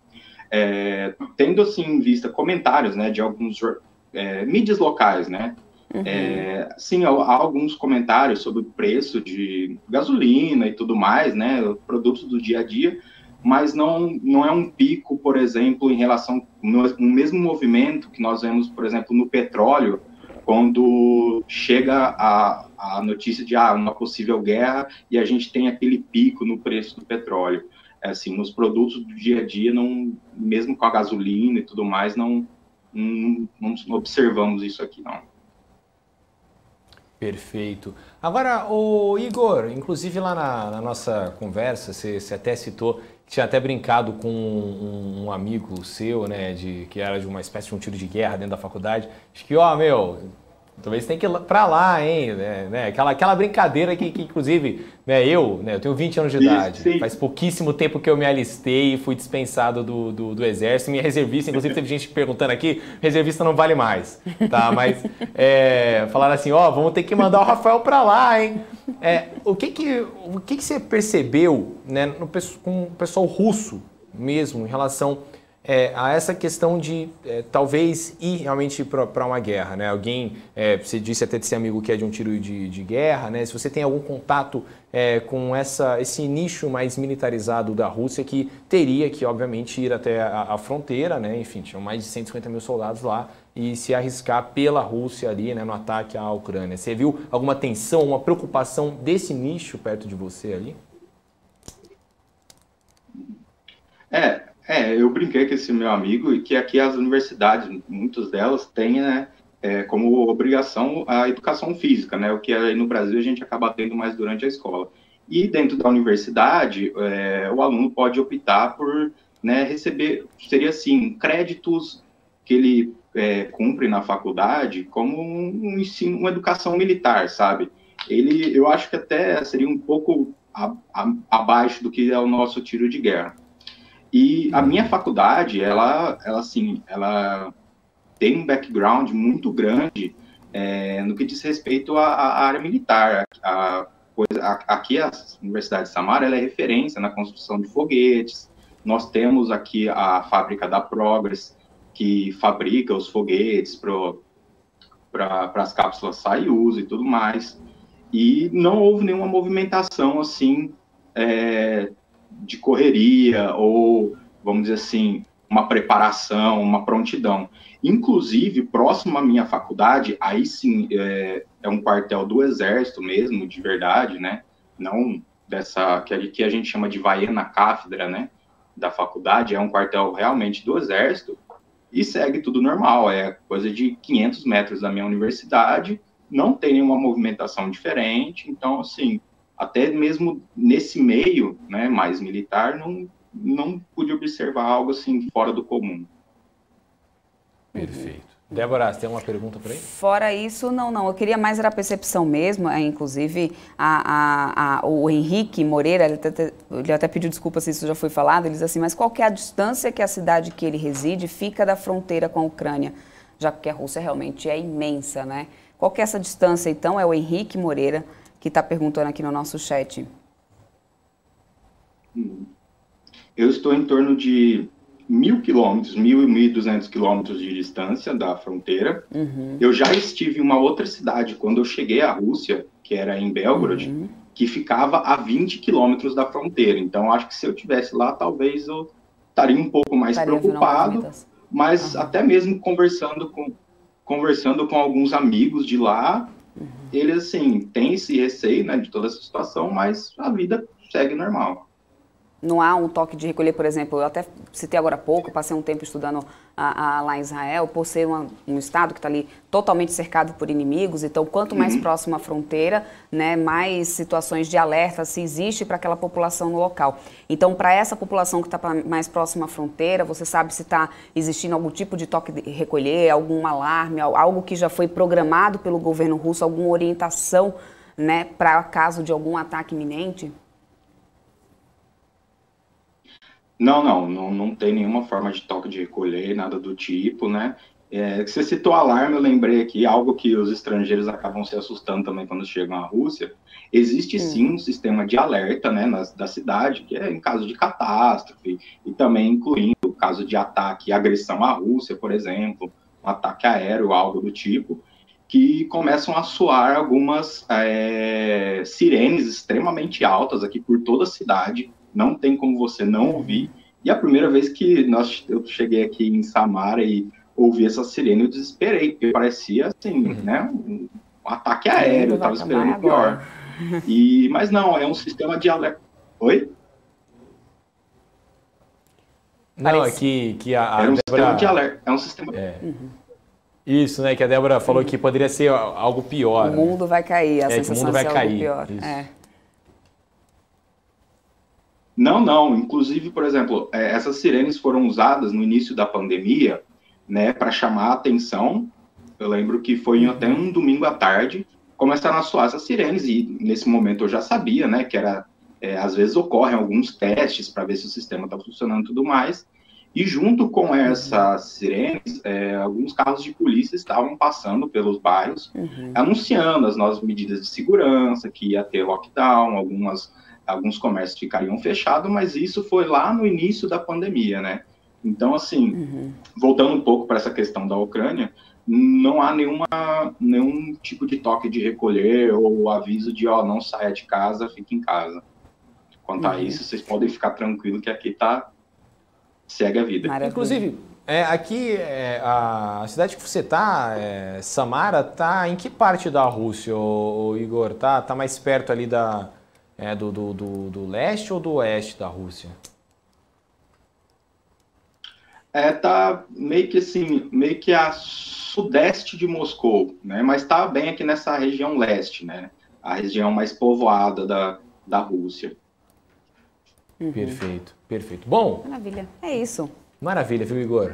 Olha, Igor, a gente quer muito agradecer a tua participação. Obrigada pela paciência de testar essa conexão. Eu espero que a gente traga sempre boas notícias por aqui. Desculpas pelo imprevisto. Imagina, a gente é que agradece. Aí você está tirando o seu sono, inclusive. Era para você estar dormindo agora, você está aqui conversando com a gente. Então, caso tenha alguma novidade, enfim, sinta-se à vontade também aqui para entrar em contato com a gente, para mandar notícias, inclusive. Pode você usar tem meu aqui zap. Esse meio de comunicação aqui, inclusive, a gente está aberto a isso, tá bom? Então, a gente espera contar com você também aí mais vezes para ótimas notícias, se Deus quiser. Obrigada, tá, Igor? Sempre que precisar, eu estou à disposição e com o maior prazer para participar aqui da BMC. Maravilha. Até uma próxima. Obrigado. Tchau, Igor. Boa sorte por aí. Tchau. É isso. Então, como a gente pode perceber, né, Rafa? Parece muito mais que tá, enfim, apaziguando. Nada de ter aquela tensão de ataque iminente a qualquer momento. Que bom. Bom, o reflexo disso a gente já está vendo, gente, nas bolsas, né? Como a gente vinha falando aqui desde mais cedo. Hoje, principalmente, né, depois da sinalização de retorno aí para as bases fixas das tropas russas, a gente já teve a bolsa começando a operar em alta desde o início do dia lá fora, tanto na Europa como também nos Estados Unidos, e continua assim. Agora a Nasdaq está subindo 2,19%. A Dow Jones sobe 1,05% e a S&P está subindo 1,37%. Aqui no Brasil, a alta é de 0,68%, com o Ibovespa cotado a 114.677 pontos. E olha a Local Web, Rafa. E olha lá. Mais de 15% de alta para a Local Web. Aí, quem criticou o setor tecnológico brasileiro, viu? Tomem essa, tá bom? Olha isso. O papel, olha só, abriu a 9,94. Está agora aqui a 11,18, a máxima foi 11,19, ou seja, está próximo aqui de renovar a máxima do dia. Local Web, que mesmo com essa disparada que a gente está vendo hoje, está na semana, né, hoje, claro, terça-feira ainda, está acumulando aqui a alta de 13%, mas no mês acumula alta de 15,46%. No ano ainda está acumulando uma queda de 14,89% por enquanto. Mas se continuar nesse ritmo, daqui a pouco a gente vai ver a reversão aí, né, dessa queda no ano, né, Rafa? No final das contas, se o cenário agora promete ser, se esse cenário positivo permanecer para o setor, com certeza isso aí deve ser revertido bem facilmente. Olha só, em relação ao dólar, deixa eu só trazer o dólar aqui, o dólar futuro eu ainda estou acompanhando. Nesse momento cai 0,61, cotado a 5,19, Rafa. Olha, você tá ouvindo, né? Olha lá. Você tá ouvindo, né? Ele tá vindo aí, tio Mickey tá aparecendo por aqui. Olha, dólar à vista fechou. Inclusive, no final das contas, eu tô vendo só, Rafa, vamos atualizar, porque tá tendo um pronunciamento do Biden sobre a crise na Ucrânia. Vamos ficar por dentro do que está acontecendo para daqui a pouco a gente atualizar para vocês que estão aí nos acompanhando. O Biden vem falando agora nesse momento sobre a Ucrânia, dizendo que estamos prontos, não importa o que aconteça, seja diplomacia ou resposta a ataque. Biden disse também que Putin e eu concordamos que devemos continuar buscando um caminho diplomático. Ele disse que a invasão da Ucrânia pela Rússia ainda é uma possibilidade. Ele disse que pede a todos os americanos que saiam da Ucrânia antes que seja tarde. Ataque ainda assim é uma possibilidade. A gente vai pegar agora aqui a transmissão do presidente dos Estados Unidos, Joe Biden, que está nesse momento fazendo dando entrevista, fazendo um pronunciamento, na verdade. Começou por volta das 5h30 da tarde. Biden disse que o ministro da Defesa da Rússia disse que o país está deixando suas posições na fronteira com a Ucrânia, ou seja, o ministro de Defesa da Rússia afirmou, segundo Biden, que o país está deixando as suas posições na fronteira com a Rússia. Isso seria muito positivo, disse Biden, mas ainda não vimos acontecer. O Biden reforça que a OTAN, os Estados Unidos e a Ucrânia não são uma ameaça para a Rússia. Estados Unidos, OTAN e a Ucrânia não são uma ameaça para a Rússia. E falam que a Rússia não são inimigos, inclusive, né? Não são nossos inimigos. Ou seja, ao mesmo tempo, o Biden parece tentar apaziguar aí qualquer situação, mas não descartando uma possibilidade de sim ainda ter, né, um ataque. Diz que se a Rússia atacar a Ucrânia... vamos ouvir agora, a gente já tem agora a transmissão do presidente Joe Biden dos Estados Unidos nesse momento. Needless death and destruction.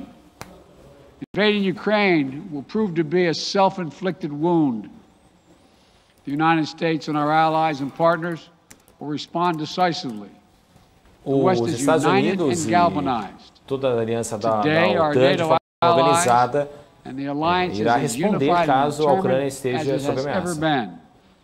And the source of our unbreakable strength continues to be the power, resilience and universal appeal of our shared democratic values. E nós aqui também trazemos um apelo internacional de que todos se juntem de forma organizada para evitar uma ameaça militarizada e que assegure ao nosso planeta um futuro com bastante liberdade e de forma iluminada.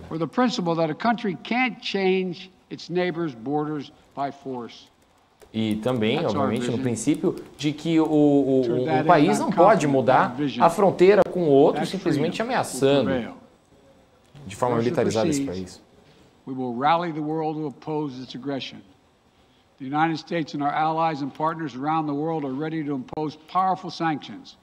Os Estados Unidos, juntamente com a OTAN, estão dispostos a impor importantes sanções econômicas para caso esse tipo de coisa venha a ocorrer.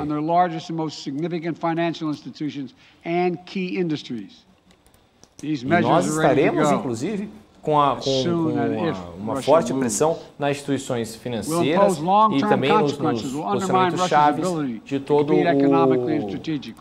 a economia global. Nord Stream 2, the pipeline that would bring natural gas from Russia to Germany. If Russia further invades Ukraine, it will not happen. Isso não will send American servicemen to fight in Ukraine. We have supplied the Ukrainian military with equipment to help them defend themselves.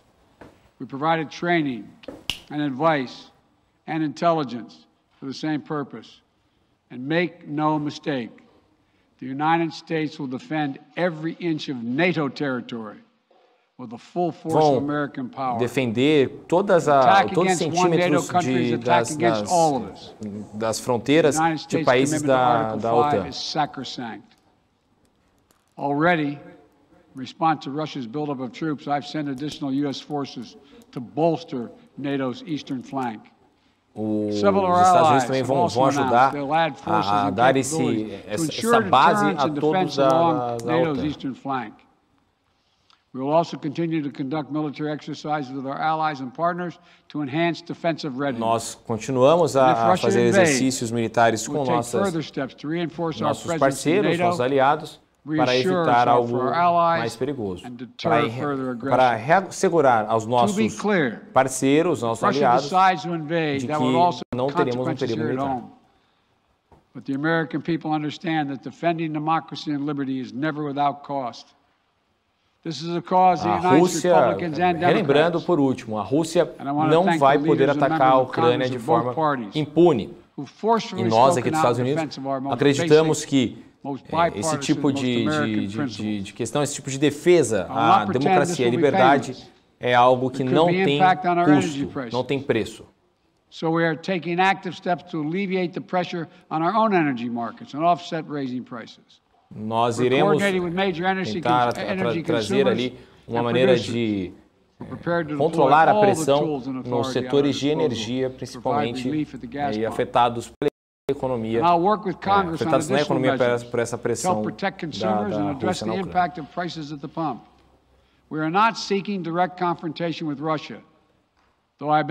Nós não estamos querendo um confronto direto com a Rússia. Mas, se eles forem para cima da Ucrânia, nós iremos defendê-los.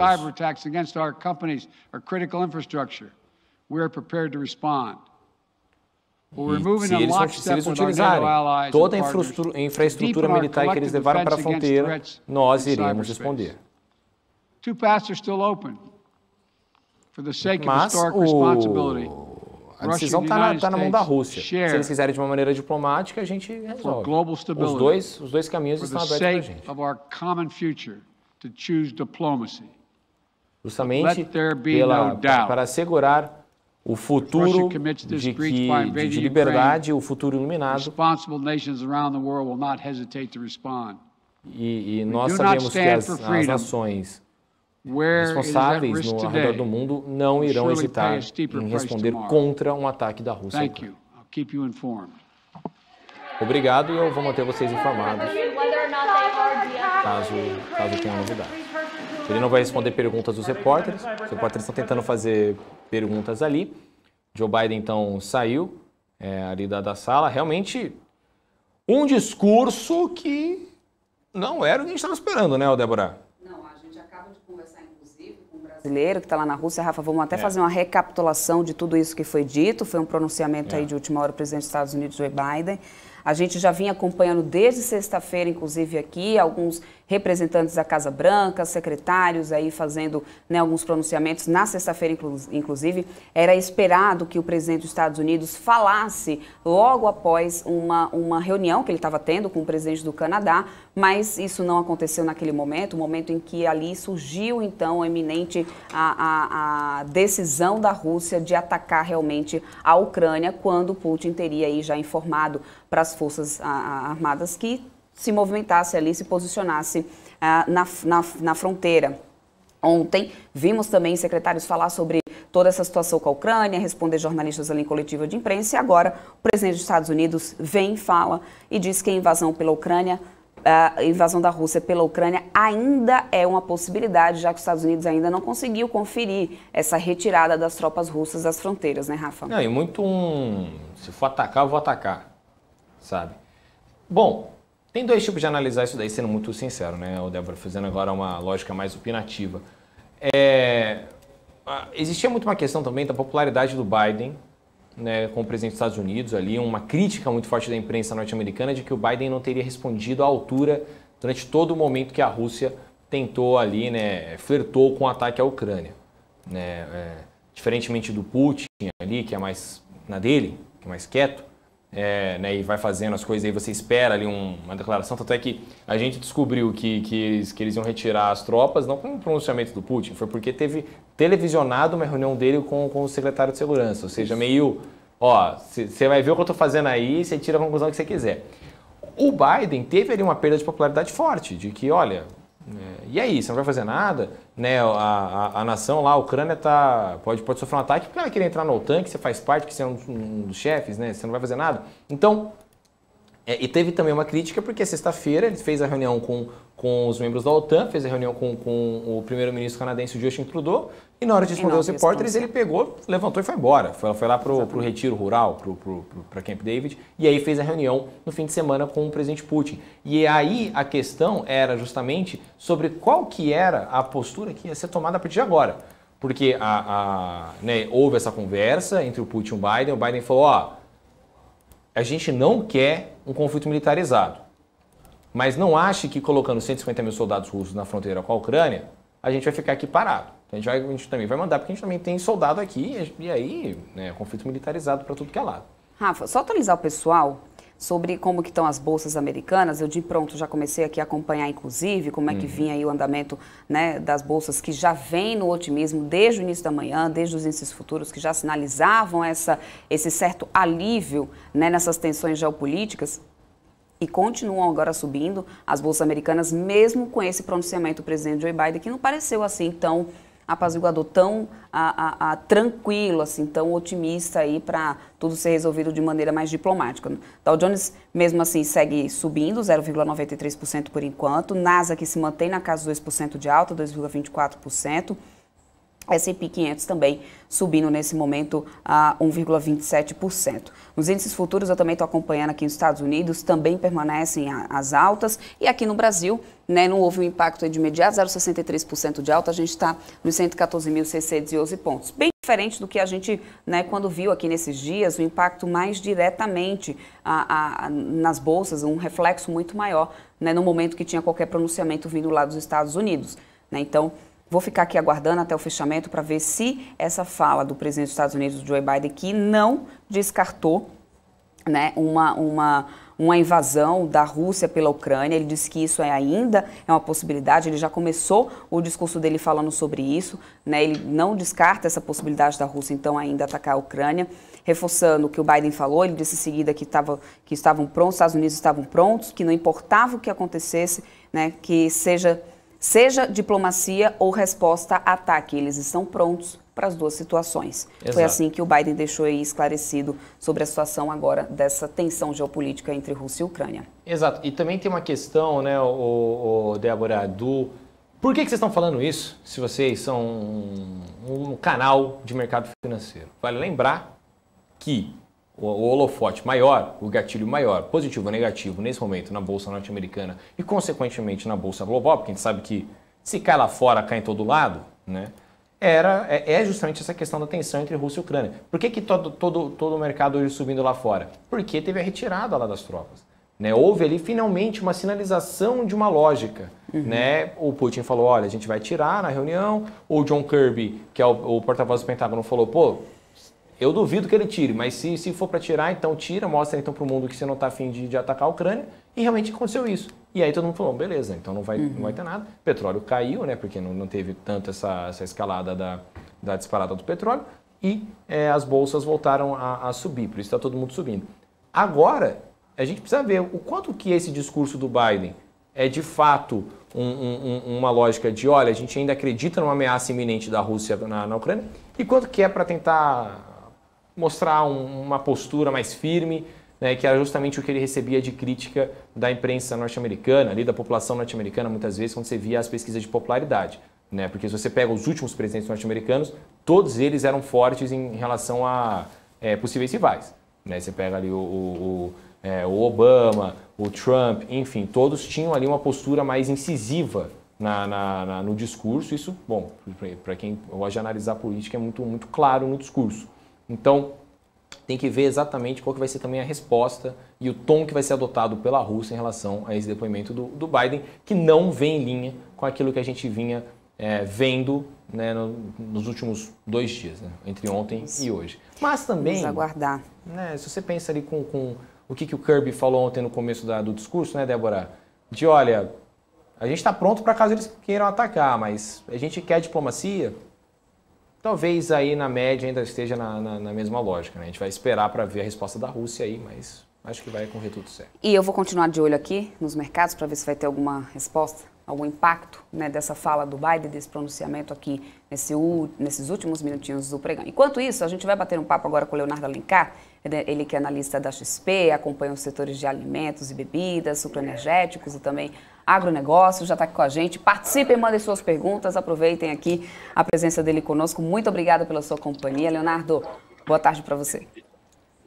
Boa tarde, Débora. Boa tarde, Rafael. Desculpa até inclusive o atraso aí de chamar você para a gente bater esse papo aqui, mas no final das contas o Biden decidiu fazer esse pronunciamento de última hora e a gente tem acompanhado aqui todo esse andamento por lá. Mas é isso, vamos começar falando aí sobre esse resultado da Jalles Machado, que inclusive vai ampliar a área de colheita, né, de cana na próxima safra, 2022-2023, e já está vendo condições climáticas melhores, né, nas lavouras depois das chuvas nos últimos meses, né? Como que você viu esse resultado, então, na companhia? Débora, até teve Jales Machado, teve São Martinho também essa semana, então a gente está realmente na temporada de resultados e todo o setor sucrocoleiro já divulgou seus resultados. E que eu acho que o mercado todo está acompanhando 3 grandes drivers para esse setor, né? Um está relacionado ao preço das commodities, tanto açúcar quanto etanol. Isso impacta até a questão do petróleo mundial, está vinculado a essa questão da custo que vocês estavam comentando. A questão do açúcar, por todo o cenário de oferta e demanda, a gente pode entrar um pouquinho mais em detalhe. Esse, com certeza, seria o driver principal. O outro aspecto, que até é a relação ao aumento da área da Jales, né, que é a questão da produtividade agrícola. Né? A gente saiu de um ano com uma seca, pior seca dos últimos 100 anos, teve regiões afetadas por geada, regiões afetadas até por incêndios também. Então foi um ano muito crítico pela ótica de produtividade agrícola. Então isso é um outro driver muito importante para se analisar também. E acho que a Jales Machado está tendo um posicionamento melhor do que a referência do mercado, porque eles trabalham bastante com irrigação, estão numa região que não chega a ser afetada por geada. E por último, acho que o último ponto grande assim, de destaque é a questão dos custos, né? A pressão de custo que começa a aparecer em todo o setor do agronegócio, parte por conta de combustíveis, o diesel subindo, mas parte por conta de fertilizantes também, que também começaram a subir. Então, assim, todo mundo acho que olhando tanto o resultado do Jales Machado quanto o São Martinho por esses 3 pontos, tá? E Jales Machado entregou um resultado muito forte, um trimestre muito forte, aproveitando o cenário de alta de preço de açúcar, aproveitando o cenário de alta de preço de etanol também, sem efeito de perda de produtividade agrícola, porque a questão climática para eles é favorável, ainda que já mostre alguns sinais de pressão de custos no setor. Então, assim, de maneira geral, foi um resultado muito forte, muito esperado, tá? Acho que o mercado estava bem otimista com o resultado da Jales Machado, mas veio forte e acho que foi até muito bem recebido pelo mercado. A performance das ações foi boa desde o resultado deles. Agora, Leonardo, deixa eu te perguntar uma questão. A gente viu ultimamente um aumento aí do preço do petróleo, né? Justamente também por conta dessa tensão entre Rússia e Ucrânia, que a gente tem falado muito. Como é que você vê esse aumento do petróleo? Você acha que isso é um voo de galinha, né? Já que a gente está falando aí de uma lógica de tensão, né? Um gatilho de tensão que parece que está se dissipando, né? E também como é que esses aumentos no setor de petróleo impactam o setor de sucro energético, né? O setor que distribui aí energia limpa em larga escala, na sua visão? Acho que se a gente estivesse vendo um choque de oferta em que o petróleo estivesse subindo porque realmente está faltando para o mercado mundial e fosse fácil de corrigir essa oferta menor, talvez fosse talvez uma correção mais rápida poderia acontecer, tá? Acho que não é o caso. O que a gente tem visto é realmente todos os países da OPEP anunciando aumento de produção, não entregando esse aumento de produção. A demanda mundial segue aquecida, porque diversos governos aí com incentivos para sustentar a demanda, então acaba que permanece aquecidas as economias, ainda que de maneira ajudada, vamos dizer, auxiliada pelo governo. Então, assim, a gente não enxerga uma mudança estrutural no preço do petróleo de imediato. É claro que se acomodar, vamos dizer, esse risco Rússia, Ucrânia, pode ser que tire um pouco dessa alta do petróleo, mas é difícil você ver uma mudança estrutural nesse sentido. E se o petróleo continua nessa casa acima de $90, né, o petróleo sobe, puxa o preço da gasolina, puxa o preço do referencial, assim, sem entrar em questão de política de precificação da Petrobras, mas puxa o referencial da gasolina no mundo, puxa a referencial da gasolina no Brasil também.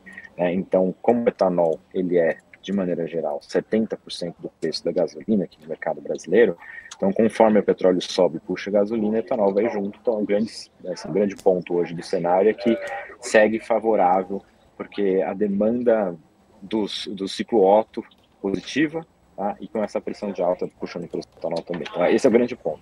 Só que eu acho que o etanol não pode ser analisado de maneira separada. Então, a gente observa hoje que a oferta mundial de açúcar ela também está reduzida. Ano passado, com a quebra de safra do Brasil, a gente não produziu tanto açúcar quanto esperado. O mercado mundial está com uma oferta ajustada de açúcar. Então, mesmo que você tenha essa dinâmica do petróleo, digamos que o petróleo baixe de preço, né? O petróleo baixa, a gasolina baixa e baixa o preço do etanol. As usinas vão acabar focando mais no açúcar, porque também está faltando açúcar no mercado mundial. Tá? Então, acho que assim, o cenário que a gente vê hoje para a usina de açúcar e etanol no Brasil, ele é um cenário positivo pelas duas óticas, tanto do açúcar quanto do etanol. Então, a briga do ATR, a usina tem duas escolhas boas para serem feitas. Então, acho que esse é o grande ponto hoje, por isso que o mercado todo está otimista com o setor, a gente segue otimista com Jalles e São Martinho por conta disso. Na pior dos cenários, se o petróleo baixa e etanol baixa, ou se o governo, com as políticas de mudança tributária da gasolina, eventualmente afeta o preço do etanol também, a alternativa é produzir açúcar, que está com preços historicamente muito altos também. Então, esses componentes sucroenergéticos pode ser também uma boa forma de fazer essa transição entre as matrizes energéticas, na tua opinião? Essa é uma boa pergunta, Débora. Eu acho que até uma visão mais de médio e longo prazo, porque curto prazo, recuperação da demanda no mercado brasileiro, recuperação da demanda do ciclo Otto, que a gente fala de gasolina, etanol, isso já seria um fator suficientemente positivo para sustentar o preço do etanol no mercado brasileiro no curto prazo, vamos dizer, 2022. Médio e longo prazo, conforme realmente todas as economias buscam a transição energética e sair das fontes de combustíveis fósseis para outras fontes renováveis, o etanol é um setor já bastante desenvolvido que consegue aportar mais volume de etanol e sustentar essa transição, né? A tecnologia aqui no Brasil já é completamente dominada, a gente tem todo o carro flex, que já é, assim, a maior parte das vendas de carro hoje no Brasil já tem essa tecnologia, então ele vai sim fazer parte do processo de transição energética. Agora, quando a gente for pensar assim, no mundo todo, as fontes de energia renováveis por volta de 10%, 11%, 12%, é pouco. Então, nesse cenário, a gente espera que realmente toda a transição ainda aconteça muito mais em cima de gás. É um dos motivos do preço do gás natural no mundo todo ainda está elevado. Toda essa questão geopolítica também impacta bastante, porque na transição, antes de chegar nos renováveis, tem outras etapas. Então, o etanol vai ser muito relevante, é um ponto favorável de longo prazo para o setor, mas acho que antes disso ainda tem muitos aspectos que vão precificar o petróleo, vão precificar o gás natural em patamares mais altos, que acabam afetando a demanda também. Perfeito, então. Leonardo, queria convidar você para vir aqui mais vezes no Top News, talvez um dia mais tranquilo para a gente bater um papo mais longo aí sobre, né, todo esse setor, que tem muita coisa para falar. Também dá para falar do setor de alimentos, de bebida, expectativa da empresa de resultados. Depois a gente pode até repercutir sobre os resultados que forem saindo. Mas é que o nosso tempo é curto, a gente tem que entregar aqui o ponto às 6 horas da tarde, né, próximo programa que vem. E aí a gente acabou nessa correria aí da tensão na Rússia e Ucrânia, diminuindo um pouco o nosso papo, mas eu te agradeço a sua vinda aqui no Top News, te convido para vir mais vezes aqui, porque esse é um assunto que eu tenho certeza que tem muito para falar. Então, muito obrigado, viu? Obrigado, Rafael. Obrigado, Débora. Até mais, até uma próxima. Tchau, tchau. Rafa, vamos só atualizar aqui os mercados, inclusive, que eu estou de olho aqui, olha só.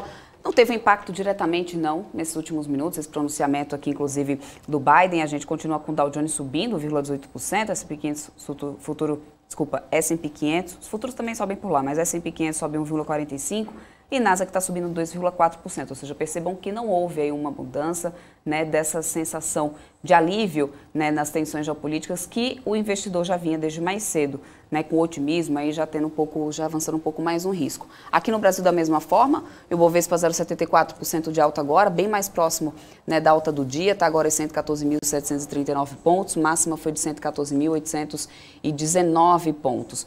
O dólar futuro aqui expande um pouco aqui, 5,18 agora. Para o dólar futuro, que está caindo 0,77%.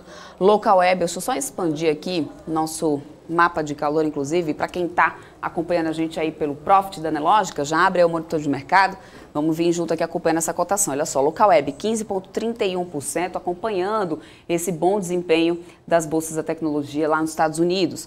Banco Pan, inclusive, em seguida, subindo 10,27%, não vem sozinho, traz aqui Bidion, ou seja, um bloquinho ali, né, dos bancos digitais nas altas aí do dia. Azul, Gol e CVC também perfumando aqui nessas altas do dia, já desde mais cedo, justamente aí também motivado por esse alívio nas tensões. Além disso, a gente tem a queda do dólar, acaba sendo benéfico também, queda do dólar, a pessoa viaja mais, as despesas dessas companhias são dolarizadas, as companhias aéreas, o dólar mais baixo acaba sendo benéfico.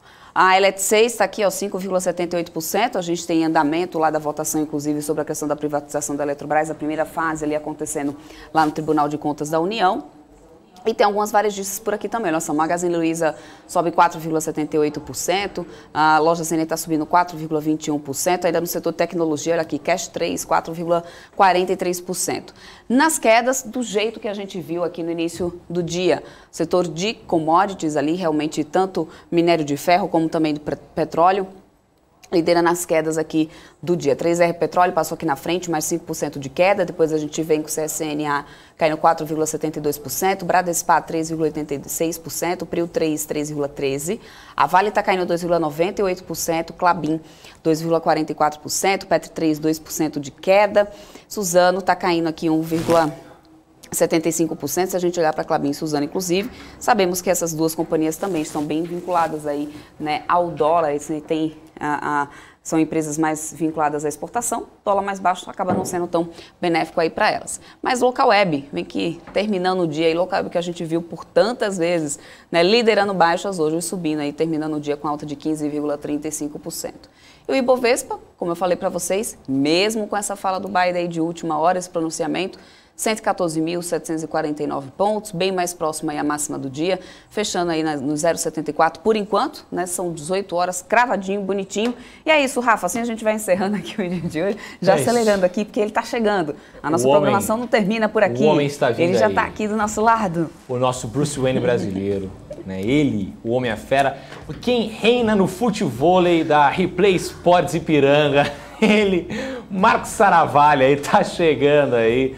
Né, para quem, ó, se a gente bater 50 mil inscritos, ó, se inscreva no canal, mas para quem bater 50 mil inscritos, eu e o Marco a gente vai fazer um programa especial jogando futevôlei aqui no terreno aqui da BMC. A gente vai improvisar uma quadra, vai ser fute cimento, né, porque não tem areia ali, mas a gente vai jogar um futevôlei no cimento ali para vocês. A gente traz alguém do chat também para jogar com a gente completatinho, vai ser 2x2.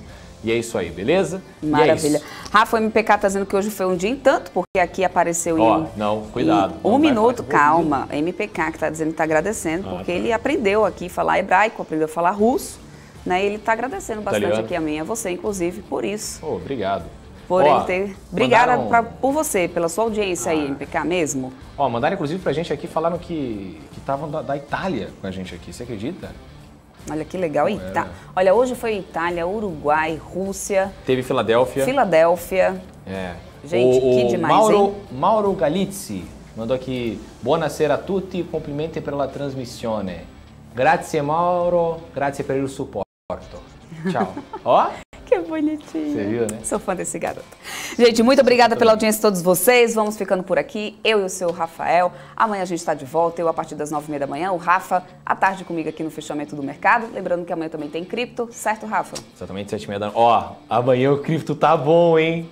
Tem Tio Uli e André Franco, hein? O negócio vai ser bom amanhã. Esse Crypto News vai pegar fogo. Você vem aqui, debate, manda pra galera que o negócio vai ser bom. Eu muito ansioso, acho que é o programa que eu mais estou ansioso no planeta para assistir, enfim, para assistir não, para fazer, né? Cara, isso vai ser demais, esse programa vai ser bom demais. É isso. Esse garoto, é isso aí, Rafa, muito obrigada, vocês ficam agora na nossa programação com ele, ao vivo, Marcos Saravalha, seu Boi Williams, estou chegando aí com a Analytics, obrigada pela audiência de todos vocês, forte abraço, até amanhã, tchau, tchau.